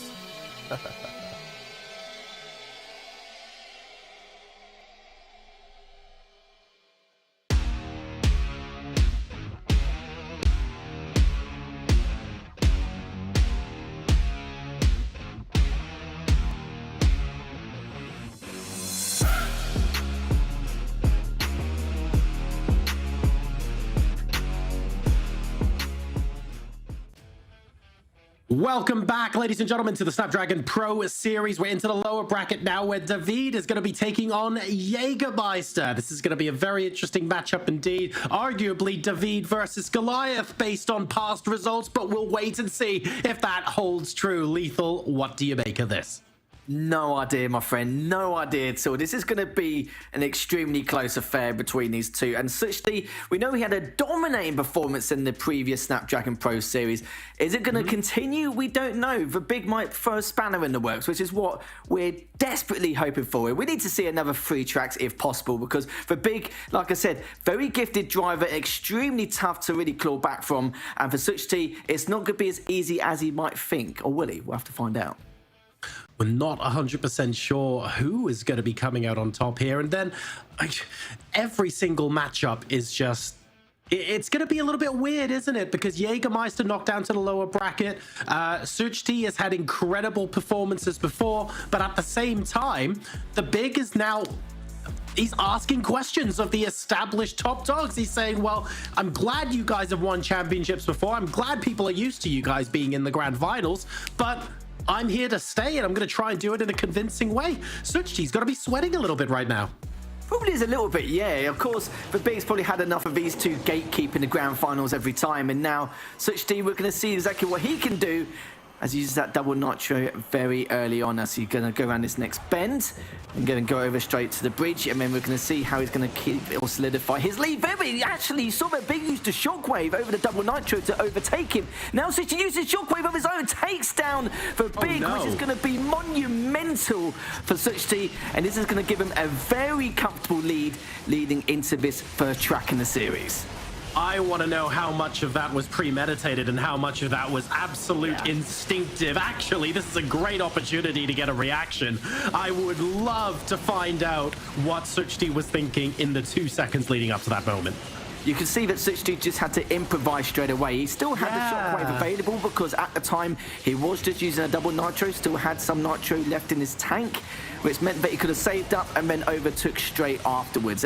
I like that from Big. I like how he took that risk and just tried to make something of it to get a nice early lead. But in the end, CEST was actually ready for it. It's just incredible stuff here. But now the Big has got a huge clawback from now to try and close this gap. We're already into the second lap, and we have to expect a fatal error from CEST in order for Big to have any chance to take this first track in the upper bracket final. Completely agreed. There's very little way back here, and I feel like the story here is really, all right, the Big, you have incredible pace if we're not racing, but you have to acknowledge there's another car on track as well, and I stay calm in these important situations where I know I can plan ahead and make sure I can ruin your race. That's got to be the message being sent here by CEST, saying this game and this championship is not just about how quick you can be over 2 laps. It's about how well you adapt to what your opponent does. And CEST arguably showing his experience there. Yeah, you saw the Big had a game plan, and CEST improvised extremely well in terms of his retaliation such earlier on, which is just incredible stuff here, because anything could have gone. You only get one split-second opportunity to make that happen, and he did. And CEST will take the first track win in this upper bracket grand final, but nowhere near over yet. Just 2.5 seconds apart between the two. And 2.5 seconds considering there was a fatal there. You know, it's not bad. But at the end of the day, of course, when you're that far out in front, CEST could afford to take fewer risks and just sort of coast to the finish line as you will. And that's a 1-0 advantage in a best of 3. No laughing matter. And he's got 1 foot into the grand finals now. Look how close he was as well. He shockwave literally barely over him when he used that double nitro. And of course, the Big didn't have any nitro left, so CEST was just like, fantastic, see you later. I'm going to force the fatal collision, and I'm just going to continue off and take track 1 like it's my day job. Beautifully timed there, and really well positioned. I think as soon as he spotted the opportunity, he realized he had to line it up, saw that his opponent didn't have the nitro left, and went, if I time this perfectly. And that's exactly what he did. So CEST now 1-0 up in this best of 3. And of course, having 1 foot in the grand finals means that hopefully, if he gets through, it's a minimum of a $700 payday. So a lot riding on this next race. Yeah, not bad for a day's work, but not only for that, though, they're going to have that 1 track advantage. We saw how beneficial that was for Future Flash, right, and how close it was in his grand final on the iOS platform. So I think for anyone here, they know it's going to be make or break this time round. For Big, I don't think he's going to be phased too much. He's going to think to himself, well, the game plan didn't work out, even though it technically did. It was just, of course, CEST was improvising really well and adapted accordingly. And he probably did expect that there's a possibility that CEST will try and re-overtake, considering the amount of nitro he had left over, because he was still just double nitroing over the first course of the bridge. Going to the second track, though, we're going to see if it's going to be as clean as it previously was. What it does mean is the fact that CEST can force an error or play greedy or force a collision if he wants to, and if it fails, he'll go to the third track. That's fine, but the problem is for Big, he doesn't have that luxury anymore. I think his game plan has to include some element of risk-taking, some element of trying to force a collision to see what he can do to come back. He's currently 1-0 down, and we are riding with the Big now. Just casually bumping into the wall to start things off to make sure he gets that track position advantage as we now start our second track. Fantastic plays already coming up from B. He's going to get a great amount of nitro and speed and momentum, actually starting things off on this second track. And this is a great way for him to help continue his path in this upper bracket final, as he does double nitro over that previous jump. It's going to save the nitro just for a little bit around this corner, as the Big is going to continue on forward. But it's got to be careful, though. CEST is directly behind him, doing the exact same method. As CEST doesn't get as much airtime, but it's only a small amount, so not going to be too much to discuss there. Both grabbing the canisters, going over his next jump, as they both fix 60 across, as CEST gets a little bit more airtime. And this is where, hopefully, at some stage, he's going to close this gap over almost finishing the first lap. CEST currently tracking between a third and half a second behind. At the end of lap number 1 now, let's see what he can do to bring this one back. Of course, if he's able to win this one, then we don't even need to go to a third track. Not quite getting as much airtime off of that jump, but still closing the gap ever so slightly. I don't know if it'll be enough to get a little bit of a... Can he get a nibble in before the end of the lap, do you reckon? I think he could. He's still got a little bit of time left, but the problem is after that one, the big got a bit more air time, so it means he's going to add another third to the nitro tank, and he's going to shockwave straight after this over this next jump here. But it's kind of close to. We've only got like 10-20 seconds left to go until the big now just going to continue on just using that shockwave to go this next jump. But he's still playing it very unsafe, which again I respect, as this guy seems to execute all these jumps and all these tricks extremely well with a lot of precision here, as we're now just approaching the finish line, and the big will take track number 2, and we're going to be seeing it go one apiece and onto the third and final track to see who's going to make it into the grand finals. 1.1 seconds separating them at the moment, and it does feel to me like as soon as the big gets any sort of clearance from his opponent, if he gets half a second or more and he's got that space advantage, he can just get in the zone on command and just focus on not making mistakes, and even the risks he takes pay off in terms of gaining time.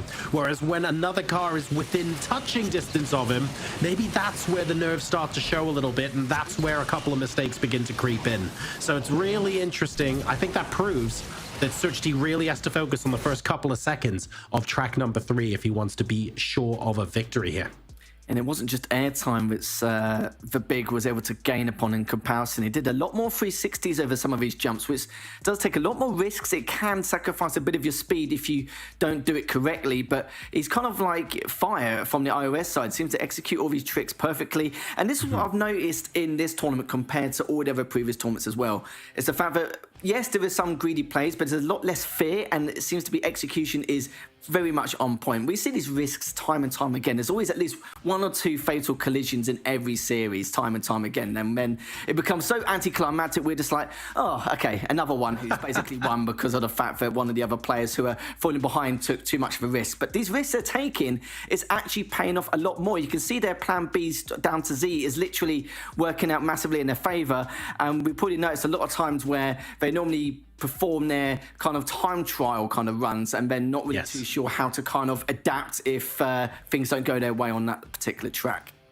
The players are getting stronger and stronger, and they're making fewer errors. And that means, of course, that over time you're taking more and more risks, because as a percentage, more of those risks are paying off. It also means, of course, closer races. Speaking of close racing, they are one apiece going on to the final track. Let's see if the big is going to take this or whether CEST will reign supreme.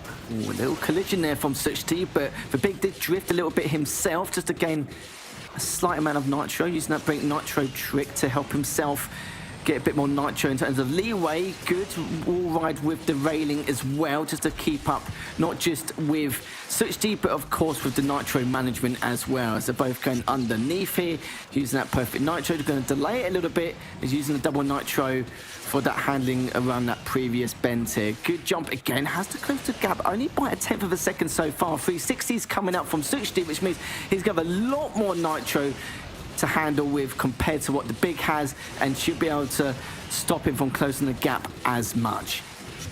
Yeah, lovely stuff there from CEST. With the nitro advantage while out in front means that the big is going to have to find a different opportunity if he wants to try and overtake. A little bit more airtime there as well for CEST, so continuing to maintain the advantage. But it's not a big one at the moment, I have to say. It's within half a second. He can't afford an error, still has to play lap 2 pretty swiftly.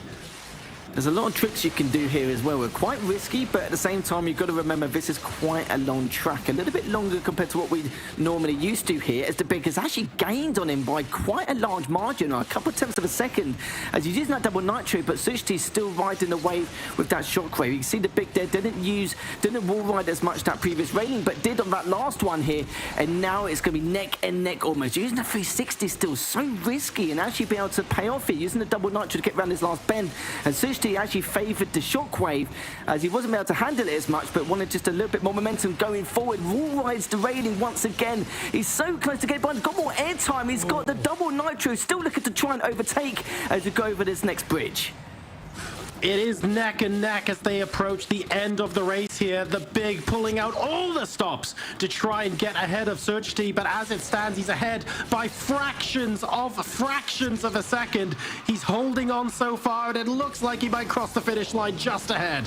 Oh, and he's going to wall ride as well to see if he can get a little bit more nitro, but he's run out. CEST using the last portion of his shockwave to clean this up and win the upper bracket final 2-1. But for Big, we could be seeing the rematch against him. We'll have to see. But first, he needs to wait for his opponents between David and Jägermeister later on. But great stuff from CEST. Couldn't expect anything less from him.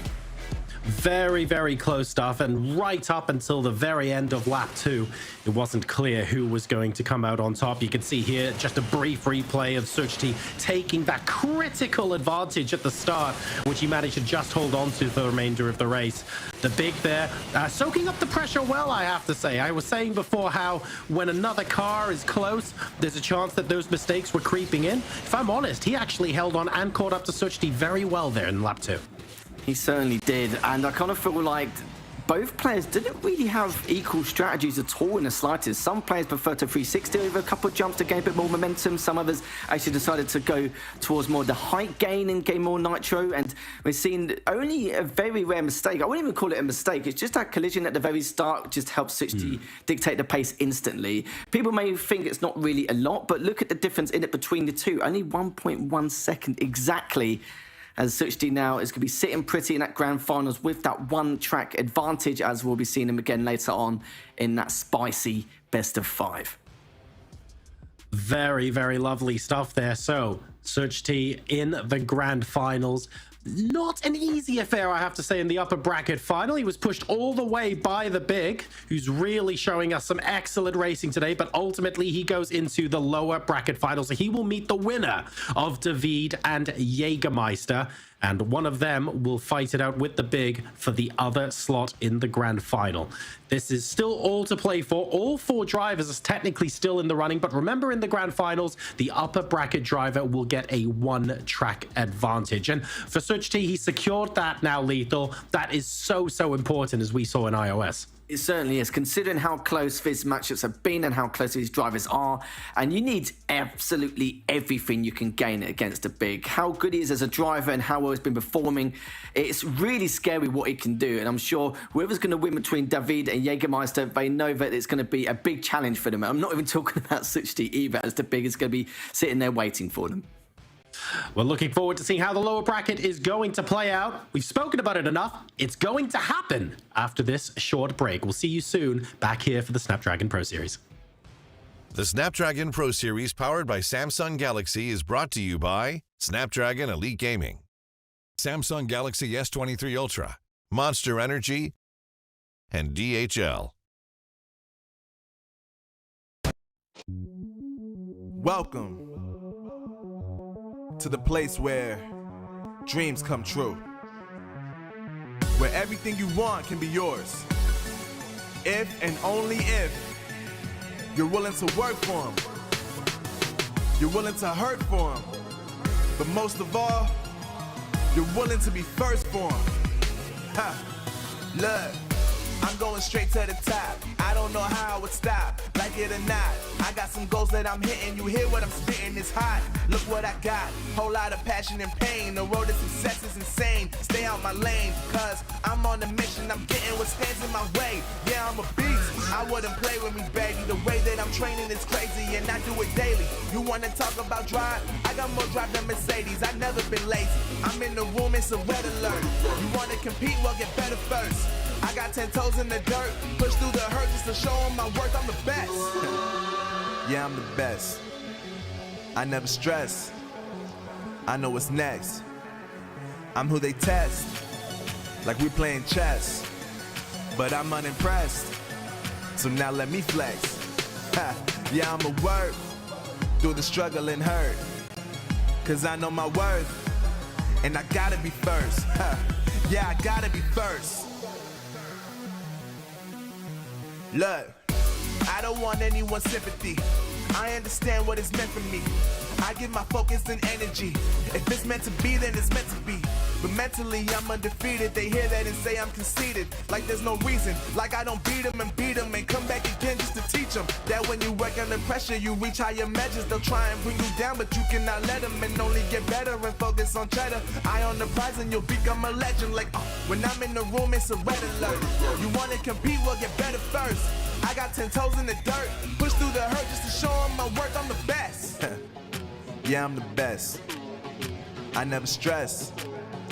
I know what's next. I'm who they test, like we playing chess. But I'm unimpressed, so now let me flex. Yeah, I'ma work through the struggle and hurt, cause I know my worth, and I gotta be first. Yeah, I gotta be first. They don't know what's gotten into me, how'd I turn pain into energy. Through all the struggle and hurt, remember my worth, and that's why I gotta be first.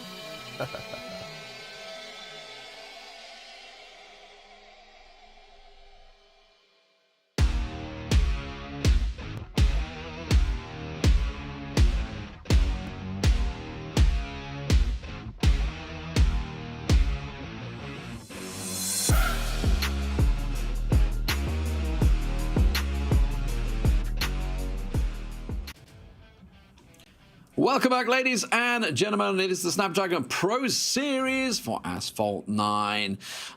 Technically, it's Season 3 finals, I believe, if we're to keep counting correctly from the Snapdragon Pro Series. We've had a couple of winners, and Jägermeister has been one of them, but here he is, John, in the lower bracket, fighting for his tournament life. Not something we would normally expect, especially based on his past form, that is for sure. But I have to say, like, he's there very, very legitimately. The Big showed us an absolutely brilliant display in the semi-final. So Jägermeister now has to get through the gauntlet to reach the grand final, if he is to reach the grand final against CEST. This is going to be so much fun to watch. Yeah, absolutely. We saw Alex try and do the same thing in the iOS side.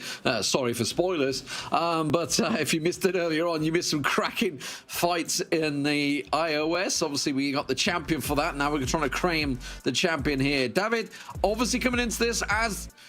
It's unfair to say the rank outsider because he's the 4th best driver to qualify for this tournament of thousands. But... he is the rank outsider because he's up against Jägermeister, obviously the finalist in Barcelona not too long ago. There's the tracks we're going to be on. It's going to be starting off New York, leaps and bounds. Tricky first track. Entertaining second track, is safe to say. The Caribbean Island Beach Landing, I think a track that everybody knows is one that they actually qualified on as well. And then if we get there, we're into Buenos Aires, into the stadium. But... definitely going to be a tough one here for David, I feel. Jägermeister, despite the fact, yes, he did fall to the Big, but Big 71, I think we just saw Big 71 is pretty darn good. He is a legit contender to CEST, and it's possible that we could see Jägermeister once again in a rematch with him. But let's see how this one gets underway. Here we go. Starting things off, David's going to have the inside line, but then he'll be on the outside, and we'll see whether it manages to switch in his favor. Jägermeister takes himself the lead. And we have to remember, David, he should only have one thought on his mind right now. Jägermeister is fallible. I watched him lose a best of 3. There is no reason to say I can't also be a driver that beats him a best of 3. That is all David needs to worry about from a mental fortitude point of view going into this matchup. His focus should now be closing that third of a second gap and finding a way to overtake. He knows it's possible. Jägermeister, on the other hand, this could be his redemption arc all the way through to a grand finals with CEST, but he has a long way to go before he can make that happen. So errors are possible on this track, especially through this bridge section, and then there's the high-low section in just a second where we've seen errors happen before.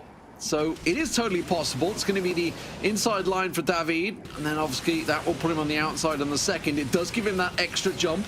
Will it give him the extra boost that he requires to catch up? You can see over the line goes Jägermeister, and now David. I would say that's almost 2 seconds behind right now. This is quite a gap. This is beginning to get quite big, and there have been small sort of errors or inefficiencies here and there, but nothing that we would go, oh my god, that was absolutely major. But the lead that Jägermeister is building out now he's stamping authority on this track. There's no other way to put it. Yeah, you can see David trying to ride the rail, trying to ride the barrier, get as much boost as he can, trying to go for the spins. 360 not quite giving him what he wanted. It's about the perfect position. I mean, in terms of like how he's racing, he's not really making errors. It's just the fact is Jägermeister is just better at the moment. And I was talking about amazing having the bridge.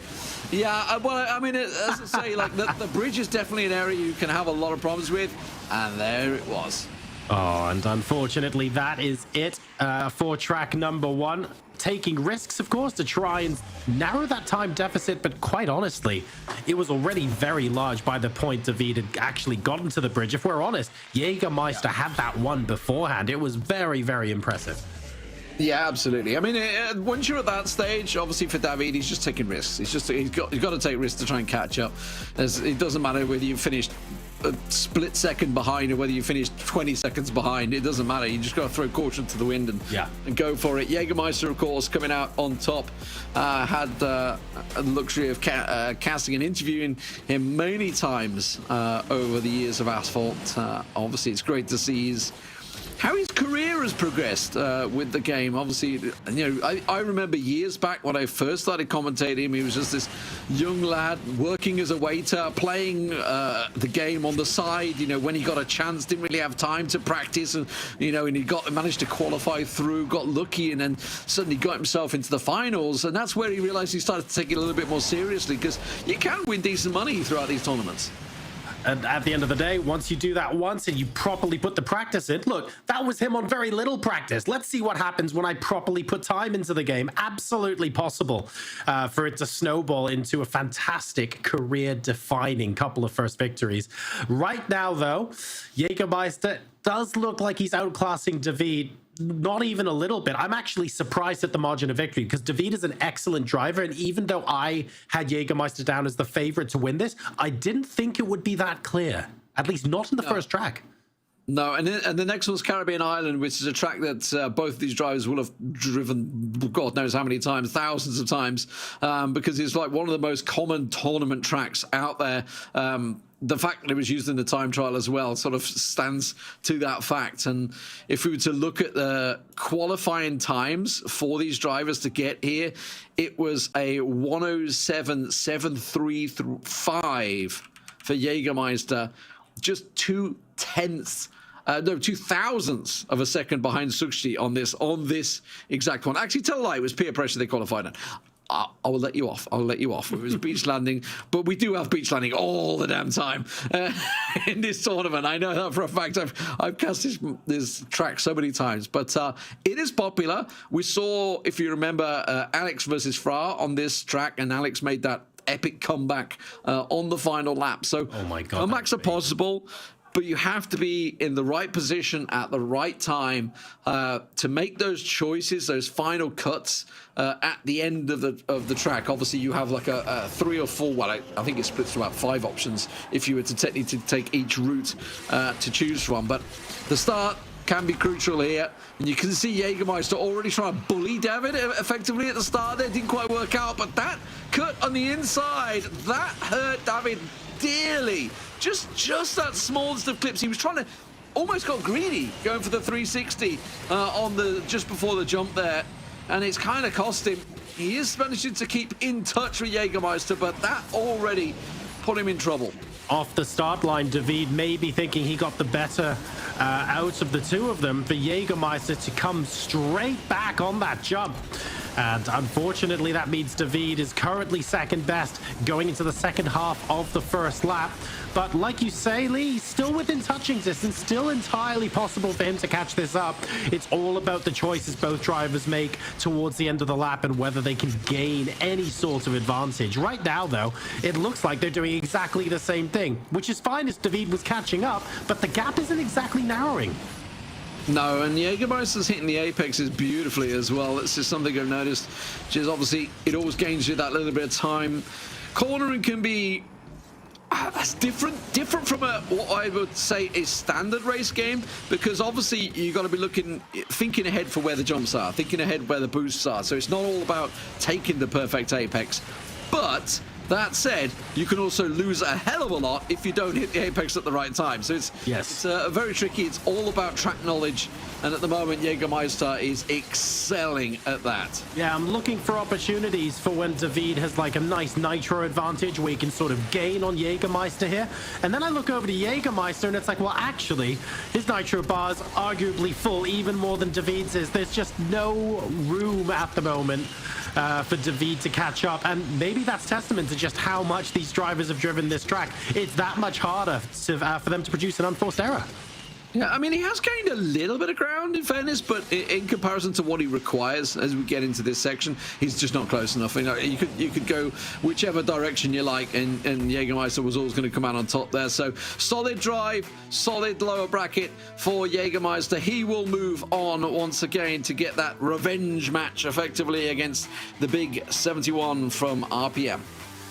Looking forward to seeing what he does there. But yeah, very, very clean from Jägermeister, extremely quick, and showing us why he is so well regarded in Asphalt 9. That was the moment he overtook David after David thought he had muscled Jägermeister away off the start, and it was all really just one-way traffic from here. Yeah, and if you saw just before he hit the jump, he just clipped the inside, just that slightest bump of a slowdown. And that was it. That was the moment. That was really what cost him. And it is that smallest of details that can cost you. We saw it actually. You know, Flash, obviously, Future Flash did the same thing earlier on today. Not on this track exactly, but earlier on, I think it was Osaka maybe, where he had a slight just tap on the inside, and it cost him that track. It was the first track that he actually lost obviously once he got to the final. But David, you know, great competitor, but unfortunately not strong enough for Jägermeister this time around. The former champion recovering, I think it's safe to say, from his first round blunder. And now let's see if he can get a rematch and take on the big 71, John. A quick and done, that one. A quick and done. We're going to go to a break. And when we come back, we're moving into the lower bracket finals. See you in a few. The Snapdragon Pro Series powered by Samsung Galaxy is brought to you by Snapdragon Elite Gaming, Samsung Galaxy S23 Ultra, Monster Energy, and DHL.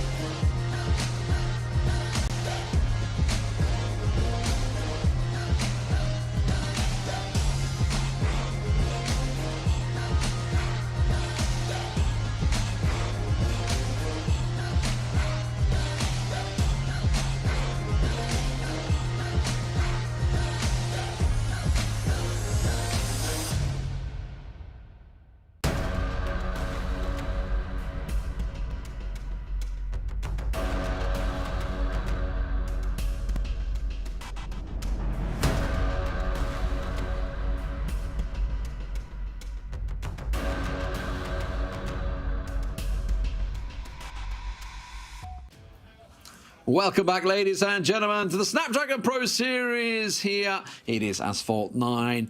The Season 3 finale is beckoning ever closer, Lethal. But first, we need to decide who is going to be facing off against Sukji. Is it going to be, in this epic rematch once again, the big 71 who took victory in the upper bracket, or will Jägermeister strike back? Will he take that epic long journey from the lower bracket into the finals?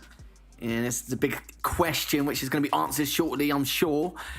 And it makes me wonder, like, even during the entire course of the Asphalt 9 season, like over the last 5 years, this is one of the closest Android seasons we've ever had. Like, it's always been normally the same one or two people, but for Big now just doing an incredible job making sure that you're not going to continue letting these two players gatekeep the entirety of the Android circuit.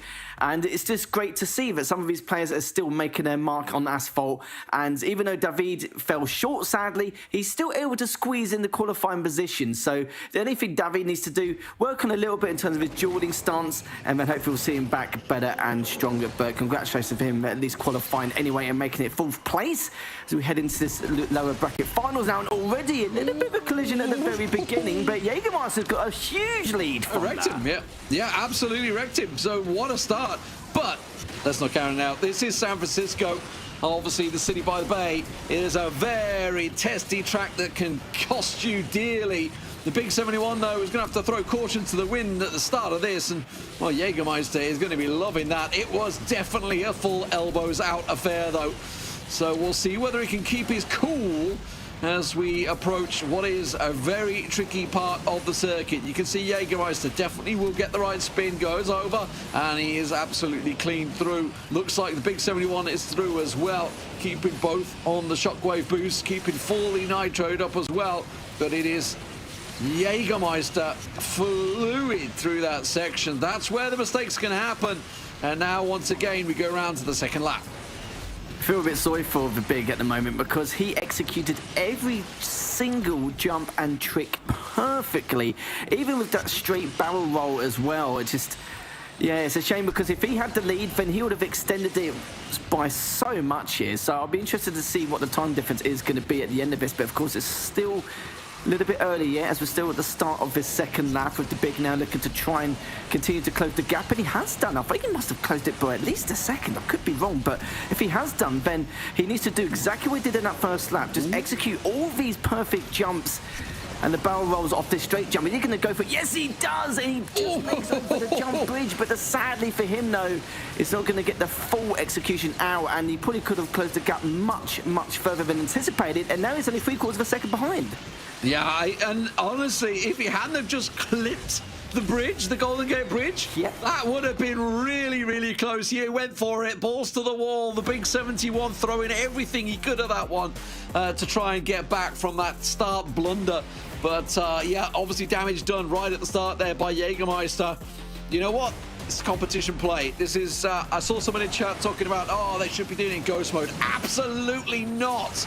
Never in a million years. This is proper competition, head to head. That's what it's all about. That's where the skill comes into it. Anybody can do lap after lap after lap of time attack. It takes, it takes skill, but at the end of the day, it can be memorized effectively. Whereas this is competition racing. This is where you have to take that extra level of racecraft into the game as well. And Jägermeister pulled it off there, but when you have a start like that, expect it to come back at you in the next race. Scary, isn't it, considering he was only just under 0.6 seconds behind him after that fatal collision at the very start. It's gonna dwell on his mind a little bit, knowing that, consider how safe he was playing it. All the tricks which Big was pulling out, he executed every single one almost perfect, apart from that one bridge segment on lap number 2. But on lap number 1, he did that straight jump barrel roll perfectly, and it is very scary to win this. And like you said as well, it's a different caliber of skill in the 1v1 setting. It's not just a mental fortitude or anything like that, but a 1v1 is extremely situational. It's not like you get 1,000 attempts to beat someone, and if you beat them once, fantastic, thumbs up, well done, good on you. But yeah, it's just an entirely different setting to a large degree, and it's going to show as well, because Jägermeister, even he's struggling a little bit to maintain his lead, and it was a large lead in itself. So now the big will probably feel comfortable, maybe not knowing that he's a track behind, but having the potential to maybe take it all the way to a third track and maybe even the grand finals. We'll have to see. Well, it is Nevada Desert Life next, which is not as tricky, I would say, as San Francisco by the Bay, but it does have its pitfalls, which we saw, if you remember back on the iOS, we saw a big pitfall on this track. This is where it really caught Alex off guard. It was Alex that fell on this track, and it was a real tricky one for him, and unfortunately, that's what cost him in the end of the day. He fell to the wayside, and then obviously it went through... a fire went through to taking the final, and very, very close to taking on the Future Flash. Took it the distance, 3-2. We can only hope that this series will match that in the Android. Obviously, we're currently 1-0 up for Jägermeister. Will it be 2? We're waiting for the second go. It will be the Rimac Nevera as well, so they're switching cars. They're flipping between the Concept 1 and Nevera, as you can tell. How do you tell the difference? Well, pretty easy. Other than the cars looking slightly different, there's a wing on the back of the Nevera. It's quite easy to tell. It's like there's no wing on the back of the Concept 1. And talking about that start, that's what we were talking about, right? The big 71, elbows out. He got aggressive onto Jägermeister from the start, and now we can see whether he can take it. Oh, risky 360 in there as well. I like this. Big 71. Big balls play. Jägermeister's wrecked. We didn't see what happened, but he's wrecked further back trying to chase. Oh no, he's gone from about a second behind to probably about 3.5, 4 seconds now, bare minimum. So, and this is one of the tracks where there is a few risks you can take here and there, but you've got so much space, you don't really need to worry about it too much. But the Big's just going to do it anyway, because it's just in his nature to continue playing unsafe. And this is why he's such a terrifying opponent. But he knows he could crash once and he'll still have a significant lead. So this is going to be a bit of a doozy one for Jägermeister, as he's already probably thinking about his future. He's probably already thinking about track number 3 going into this, because this is a big ask, as we know that the Big should take this one with ease, and he did have the inside lane at the very beginning. And it's always a coin flip whoever gets that inside lane or that tiny advantage at the start, because it really can make or break certain races here. Jägermeister kind of experienced that a little bit, realised the Big just was way too far ahead because he's playing it so clean and efficiently, and now this is where it's going to cause some issues. So I was a little bit worried about the Big 10 on that previous jump. Yeah, and in fairness, obviously talking about the inside line, etc. at the start, I know a lot of players will certainly talk about it, and it's great to see, because I feel like it's been pretty balanced throughout the SBS here, which is great, you know.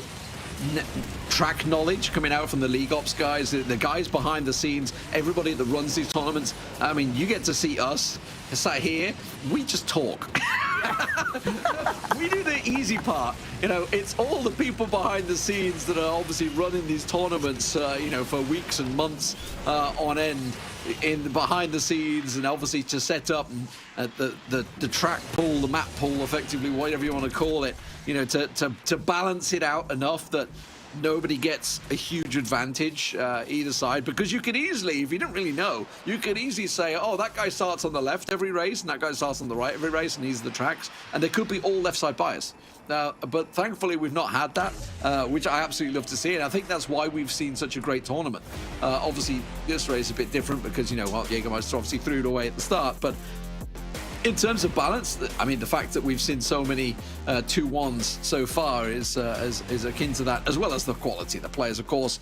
And this being no different, it means we can move on to the US Midwest Canyon launch.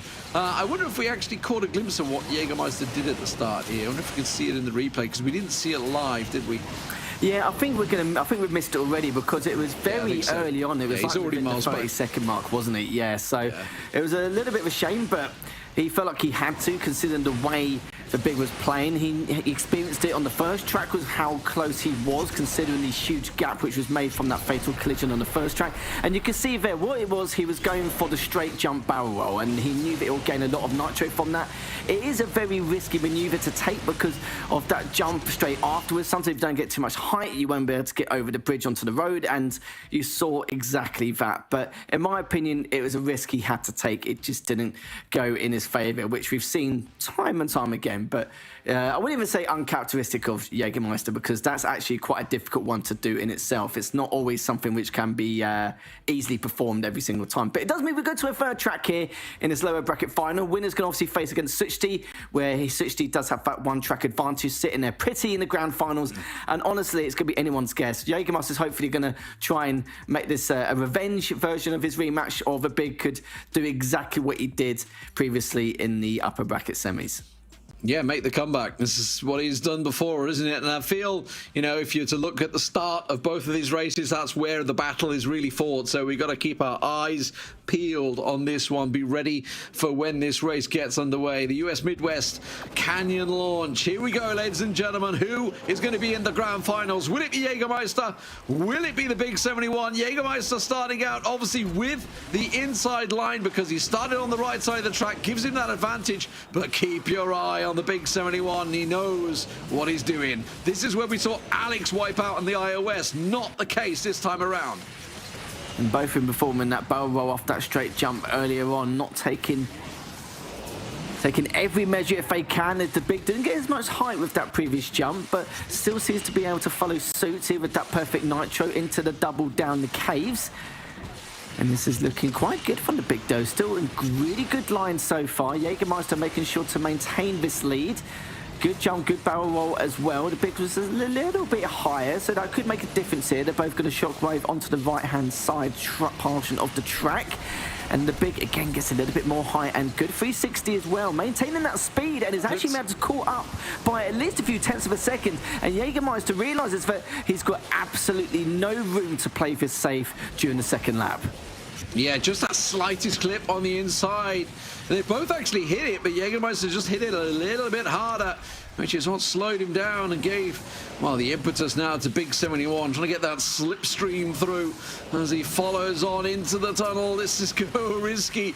That little jump on the left-hand side, that's what caught Alex off guard. He hit it too high and it put him into the roof and wrecked him. Jägermeister, got to be careful he doesn't get landed on by the Big 71 here, coming in from behind. RPM looking for some sort of representation of finals. They didn't get it in the iOS. Can they get it in the Android? At the moment, Jägermeister is hanging on, and time is running out for the Big 71 here. They're both doing everything. Break nitro trick, making sure to maintain this double nitro, going over next, using the shockwave as the Big's going to be on a little bit on the outside. He cost himself some speed, and he's actually missed out on a lot of nitro as he's failed to get as many barrel rolls compared to, you can see from Jägermeister there, and he should be a clean way to finish this off on the second and last lap. Is now Jägermeister's going to continue on, and you are absolutely bang on the money there, D-Man, as he's going to finish things up. We're going to be seeing Jägermeister in the grand finals to face up against CEST, which will be a grand finals repeat from the last Snapdragon Pro Series, and gets his revenge on the Big. But commiserations to the Big, performed extremely well here today, and we hope to see him again in the future. Yeah, just the smallest errors. You saw them both. It was at the end of the first lap, wasn't it? They both, just after here, I think it was actually, where they both clipped the inside. They're both shockwave or double boost. I couldn't actually catch what it was, and they both clipped the inside. And I think it was just before this bit, yeah. So where they both clipped the inside, and it was just a case of the Big 71 just clipping it that little bit harder.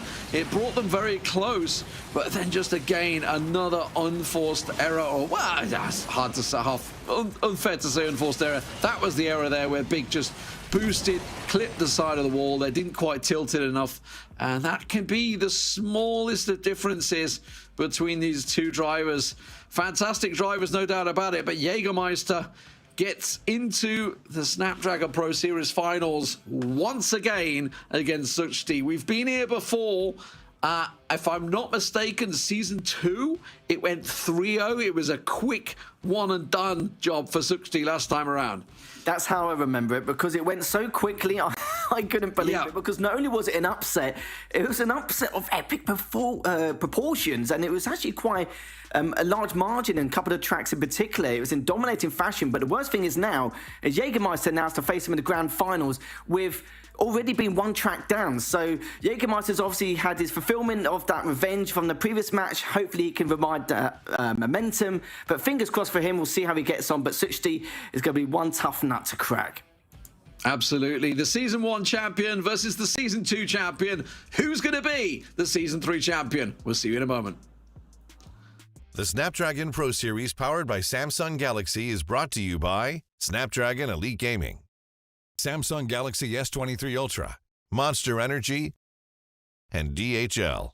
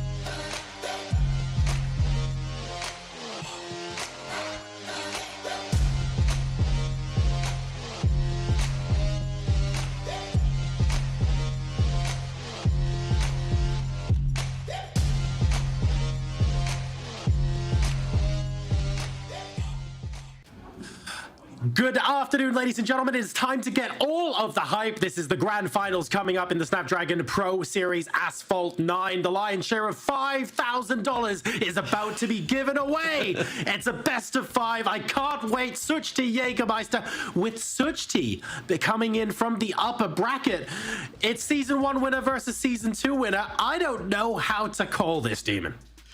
Yeah, it's going to be a tough one. I feel like Jägermeister's up against it. Sochi's looked pretty much infallible tonight. Obviously did drop that one track to the Big 71, but that is about all it's been so far. He has looked really, really good so far, but obviously, let's not forget, he's coming into this with that 1-0 lead as well, because he's coming from the upper brackets, because he is just done so well today. He's already one track up. Now, if you think back to the iOS, immediately we saw Future Flash drop a track and take it to 1-1, and it battled so close. So it's not beyond the realms of possibility.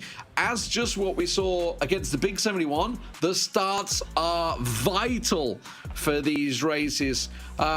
We're starting out on Auckland, straights and hairpins. It's a tricky technical track. We go straight into Himalayas. It's a tricky technical track. We go to Rome. It's a tricky technical track. It's going to be hard.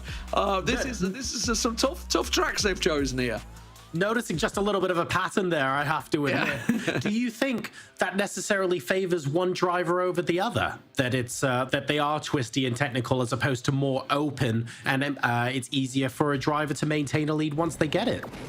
I actually don't. I think these drivers are pretty much neck and neck. It really can be who performs on the day. You know, as I say, look, they've both been champions in season 1 and 2, and they beat each other in those finals. Yes. So here we are again for the 3rd time in effectively what is a best of 3 championships. We'll see who can come out on top and be the overall champion of all seasons. But yeah, at the moment, Sukti starting off fantastic, looking great from the off here, but there's Jägermeister. I was just about to say he's got to be close to him because there's no way he's made an error, and that was a sweep through from Jägermeister to take himself what is a healthy lead. That was really strong. He must have had a lot of nitro, using it just when Suchti wasn't, to try and gain a little bit of tempo, a little bit of momentum. And I have to say, that worked out very well. That's gone out to something like a half-second lead very quickly after passing him indeed. So maybe Jägermeister there taking Suchti a little bit by surprise. Yeah, it's possible. If you think back to the very first race of the day, Future Flash versus Fra, when Fra was in the lead, he got completely blindsided when Future Flash came through, and it just totally rocked his concentration. I don't think he's quite done the same for Suchti, but he is quite far behind. He definitely caught him off guard, caught him napping there. I don't think he was quite expecting him to be blasting up the inside, but Suchti is a strong competitor. We know he's got a lot of mental fortitude, so he should be able to hold his ground here. But the problem is, with this track, there's not a lot of opportunities to gain that ground up. And this is where you have to start thinking halfway through lap 2 about the bigger picture. Remember, Suchti came into this as the winners bracket finalist. He's starting with a 1-0. If he loses this particular track, it is not all doom and gloom. It's not over for him. He simply has to reset and effectively win a best of 3. So this is just making things more and more interesting here for us.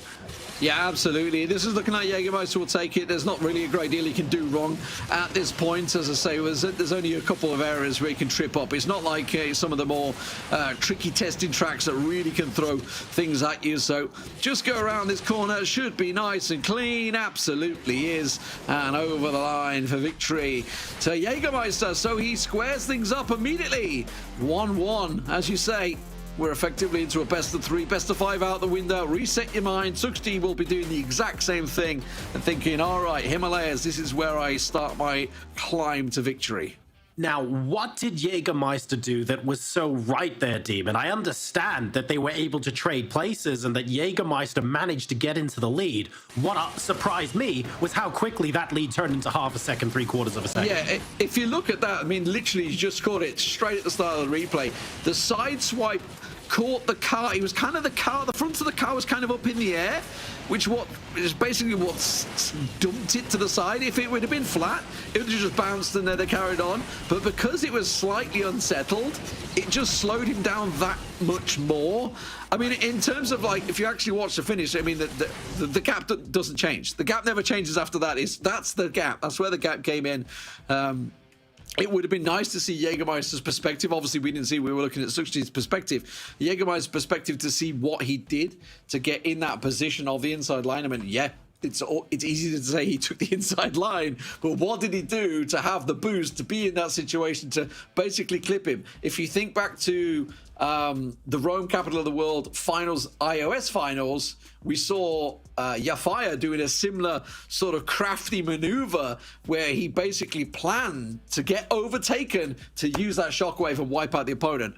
That looked like a similar type of deal there. It wasn't, obviously, it didn't wreck him, but it was a similar type of aimed maneuver. Well, that makes it all square now, of course, in the grand final. Suchti, he had a 1-0 advantage. That's now been wiped out. Jägermeister has successfully made it a 1-0. So this is now effectively a best of 3. It could go the distance, similar to how things went in iOS. And we're not 100% sure who we should be putting our money on at this point. One thing's for sure, though, Demon. Jägermeister has come out of the gates properly strong in this grand final. He really is looking for revenge here. Yeah, it seems like he got a bit of a wake-up call earlier on. But of course, we're moving on to Himalayas. It is frozen route. It is a tough track. The start can be punishing. You can make an error here, get wrecked, and that's it. Your race is over before you even know it. We saw it, if you think back to the iOS finals, a similar thing happened there. It is very easy to get wrong. The start here could be crucial. Let's see if they go for each other. I think they're actually going to avoid each other. They are. Look, there's no going near each other. They both know exactly what the focus is. They're both going to try and get the boost. And Suchi's just playing it cautious to start with there. Jägermeister avoiding the opening jump. Will catch the ramp. Oh, he nearly got caught, nearly got landed on top of there. Now they both go either side of the ramp. They're both going to spin in. They're going to be neck and neck as they come into this one. They're going to be so careful, though. They both try and get the boost. The spin from Jägermeister just puts him behind, but that nearly wiped him out. The inside lines for Sukti doesn't get caught, so he manages to take it. Risky flip. Jägermeister makes a bit of an error there, and that gives Sukti quite the lead. Oh, that was hard in throw moment for Jägermeister. He's only just behind, but it could have ended so much worse for him as he attempted to overtake Suchti there. Now having to avoid him on the... Oh, no! He himself. Hits right... He goes straight into the wall. I can't believe I'm seeing this from Jägermeister. This is now Suchti's to lose. Yeah, he went for the jump. Saw that Suchti was taking it low, so he thought, I can't get it. I've got to avoid. So it was like, oh, what can I do? I can 360. And then because he effectively tilted so heavily to the right, in that obviously to avoid the jump, he did the 360 instantly. It's like, I need to do something quick to keep my boost up. And it just, because the tilt just carried him straight to the wall. There was nothing he could do about it. And that's just wrecked him. I mean, it's a split second decision that's cost him here. I mean, it's not cost him completely. It's not over yet, but it looks like Suchti will be taking this one. So unlike earlier, Demon, where we saw two cars basically go up a ramp and someone got pushed into a wall, that wasn't really the issue there, was it? Because Jägermeister was on the... He wasn't on a wall side or anything like that. Did he really have to swerve so aggressively to avoid taking the ramp alongside? Yeah, I mean, it looked like it because Sukti purposely went low on the ramp, so he was just like, basically, edging him out. Yeah, positioning him, exactly. Edged him out, edged Jägermeister out. Jägermeister went for it and quickly swerved to get away from it, and that was all it was, just avoiding action effectively. Wow. So that cost him there. We'll see it in the replay, I'm sure, but just keep your eye on it. That's exactly what it looked like for me anyway. And then immediately, because he like panicked. Like, I need some of this boost because he's going to get the boost off the jump. I need to quickly boost. I need to spin. And then, obviously, momentum took him. It was also just, I think, slightly downhill, which is obviously where he got so airborne as well. Let's have a quick look at the replay, though, because I'm really intrigued to see how it was. It was a tight one. Obviously, Sukti now 2-1 up. So this is where I actually thought Jägermeister was going to get wrecked by Sukti. I thought he was going to land him. So here we go. He comes through. They're spinning through. Sukti goes off to the left in a second, and then here, this jump here. So he's goes. No, it's not that one. It's this where he screwed up. Got slowed down. It's this one here. Yeah, and he's avoided. He's like, oh, I need to do something, and because he just skipped off the ground before he did the 360, it just momentum took him to the wall. Oh man, I wonder if he's going to be thinking twice about giving way, like doing his absolute utmost to be very aggressive on the next track, knowing that Sukti essentially took him out like that. That was certainly high octane, if nothing else. So, I mean, that goes back to the naysayers of ghost mode, etc., right? Like, this is Sukti didn't do anything other than mind game him there. He just positioned his car in the right place at the right time to force Jägermeister into avoiding action. If that was ghost mode, they'd have both just hit the jump perfectly, carried on. You might as well just have a time trial at that point. Yeah, thank you to whoever makes the rules that just doesn't have that happen, because, we don't want to be casting time trials. That's just... But yeah, 2-1, Sukti once again back in the lead. We are moving on to Rome, capital of the world. A very tricky track, once again. The start can be crucial. There's a lot of jumps, a lot of bumps right at the start. Again, track positioning will be crucial. And this could be where Sukti takes it. we have to talk about the mind games at this point, because this is match point to Sukti, and we've just had a situation where Jägermeister basically came off worse when it came to jostling for position. So he needs to really act aggressively now. Let's see if he can do it. Yeah, Jägermeister had obviously the left start position, which will always give him the advantage, gets him that double boost early on. So Sukti just played it cautiously here, but you have to be so careful. You can see, obviously, you have the river to the right-hand side of you as well, but you also have a lot of spiral jumps here, and you will be doing a lot of these spins, a lot of 360s. You have to really position yourself well. At the moment for Jägermeister, this is about keeping his cool. He has the lead. He knew he would have the lead because he knew he was starting left. He always knew this was going to be his position. It's whether he works best. And, you know, some drivers work best. Certainly me. I play so much better when I'm trying to catch somebody than when I'm in the lead. It's just, I don't know, whatever mental fortitude that required. This is the exact spot we saw in the iOS, that crucial kill shot, effectively. Yes. Came out from your fire to take down Future Flash. No such mind games from Jägermeister. He didn't leave the door open. He just wants to win. Right now, the gap currently about a third of a second, maybe very slightly less. Sukti still playing catch-up, but very much keeping within touching distance. At this time of lap number 1, I would actually argue Jägermeister was ahead by more. So let's see if Sukti can make something happen here. Oh, very tight. Oh, there it is. What happened? I didn't even see it. Did he? I think he hit traffic. I didn't even see what wiped him out. He must have hit traffic, and then with the it must have just had the boost right behind him to absolutely annihilate his chances of coming back in this grand final. Big moment there. Oh, we definitely got to see the replay on that. Nitro must have just run out or something. Yeah, absolutely. Just like probably the worst look ever, I feel, there for Jägermeister. But that will gift Sukti the championship. You know, as we talked about, you know, this will effectively take it 2-1 in championships. Jägermeister season 1, Sukti season 2, and now looking like season 3 will go the way of Sukti. And really, I mean, could you say an enforced error? Sure, he was pressuring, he was behind him, but Sukti will take it.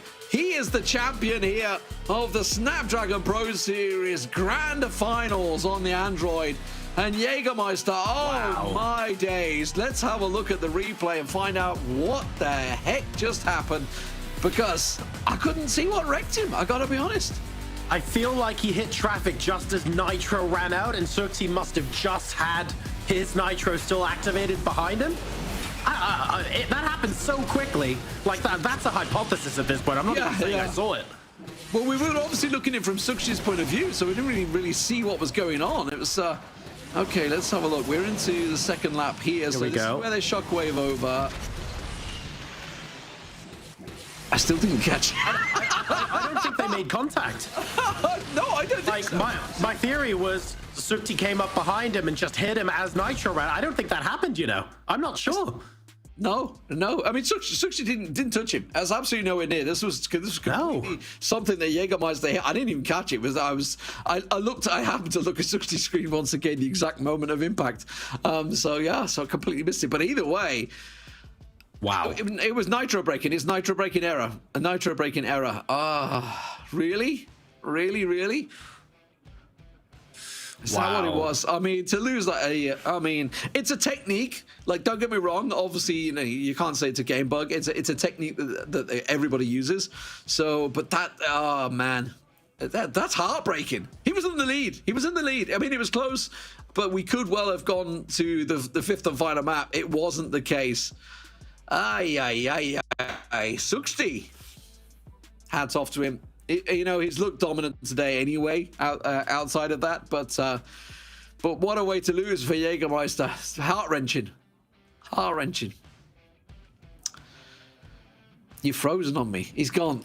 John is so shocked. He's actually gone. That's how frozen. That's how mind blown he is.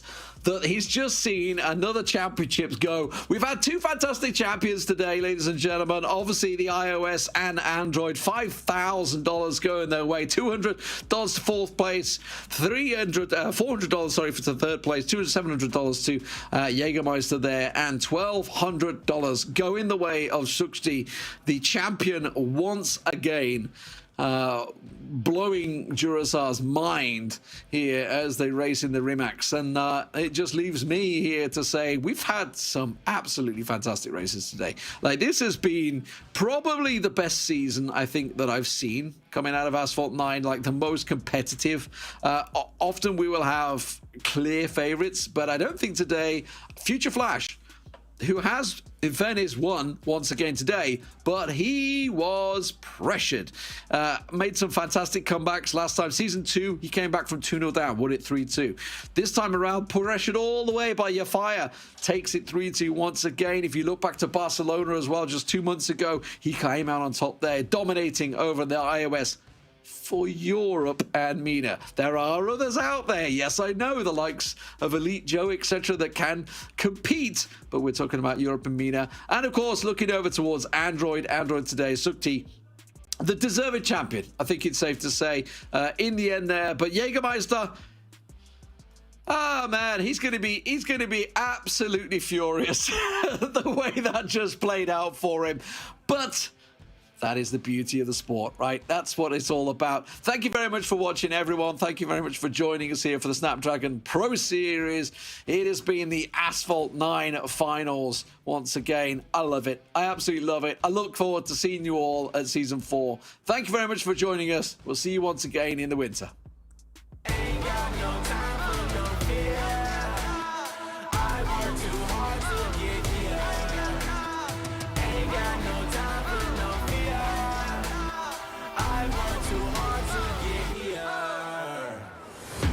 Got the time, put me in, coach. I've been going hard, time to let it show. Everything raw, give it to me now. Let me have a spot, man, it's going down. Gotta get it here, I don't wanna wait. Take what I want, then I go train. Gotta get a win, I won't lose the game. This is my year, I ain't gonna break. Strap in, cause it's gonna be a long ride. Working on me every single day and night. There comes a time when your worlds will collide. If it's holding you back, push it right to the side. On another level, I will never settle. Mind over matter, get the gold medal. On another level, I will never settle. Mind over matter, get the gold medal. Ain't got no time for no fear. I work too hard to get here. Ain't got no time for no fear. I work too hard to get here. On another level, I will never settle. Mind over matter, get the gold medal. On another level, I will never settle. Mind over matter, get the gold medal. On another level, I will never settle. Mind over matter, get the gold medal. On another level, I will never settle. Mind over matter, get the gold medal.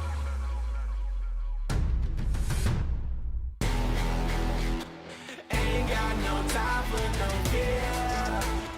I work too hard to get here. Ain't got no time for no fear. I work too hard to get here. Ain't got no time for no fear. I work too hard to get here. Ain't got no time for no fear. I work too hard to get here.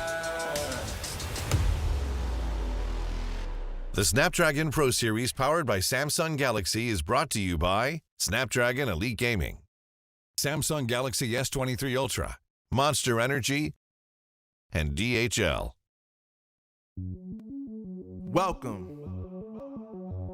to the place where dreams come true, where everything you want can be yours, if and only if you're willing to work for them, you're willing to hurt for them, but most of all, you're willing to be first for them. Ha! Look, I'm going straight to the top. I don't know how I would stop, like it or not. I got some goals that I'm hitting. You hear what I'm spitting, it's hot. Look what I got, whole lot of passion and pain. The road to success is insane. Stay out my lane, cause I'm on a mission. I'm getting what stands in my way. Yeah, I'm a beast. I wouldn't play with me, baby. The way that I'm training is crazy, and I do it daily. You wanna talk about drive? I got more drive than Mercedes. I've never been lazy. I'm in the room, it's a red alert. You wanna compete? Well, get better first. I got 10 toes in the dirt, push through the hurt just to show them my worth. I'm the best. Yeah, I'm the best. I never stress. I know what's next. I'm who they test. like we playing chess. But I'm unimpressed, so now let me flex.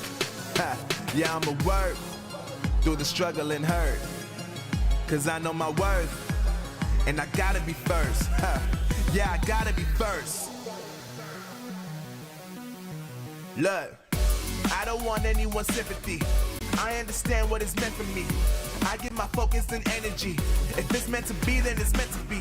But mentally, I'm undefeated. They hear that and say I'm conceited. Like there's no reason. Like I don't beat them and come back again just to teach them that when you work under pressure, you reach higher measures. They'll try and bring you down, but you cannot let them, and only get better and focus on cheddar. Eye on the prize and you'll become a legend. Like, when I'm in the room, it's a red alert. You wanna compete, well, get better first. I got 10 toes in the dirt. Push through the hurt just to show them my worth. I'm the best. Yeah, I'm the best. I never stress. I know what's next.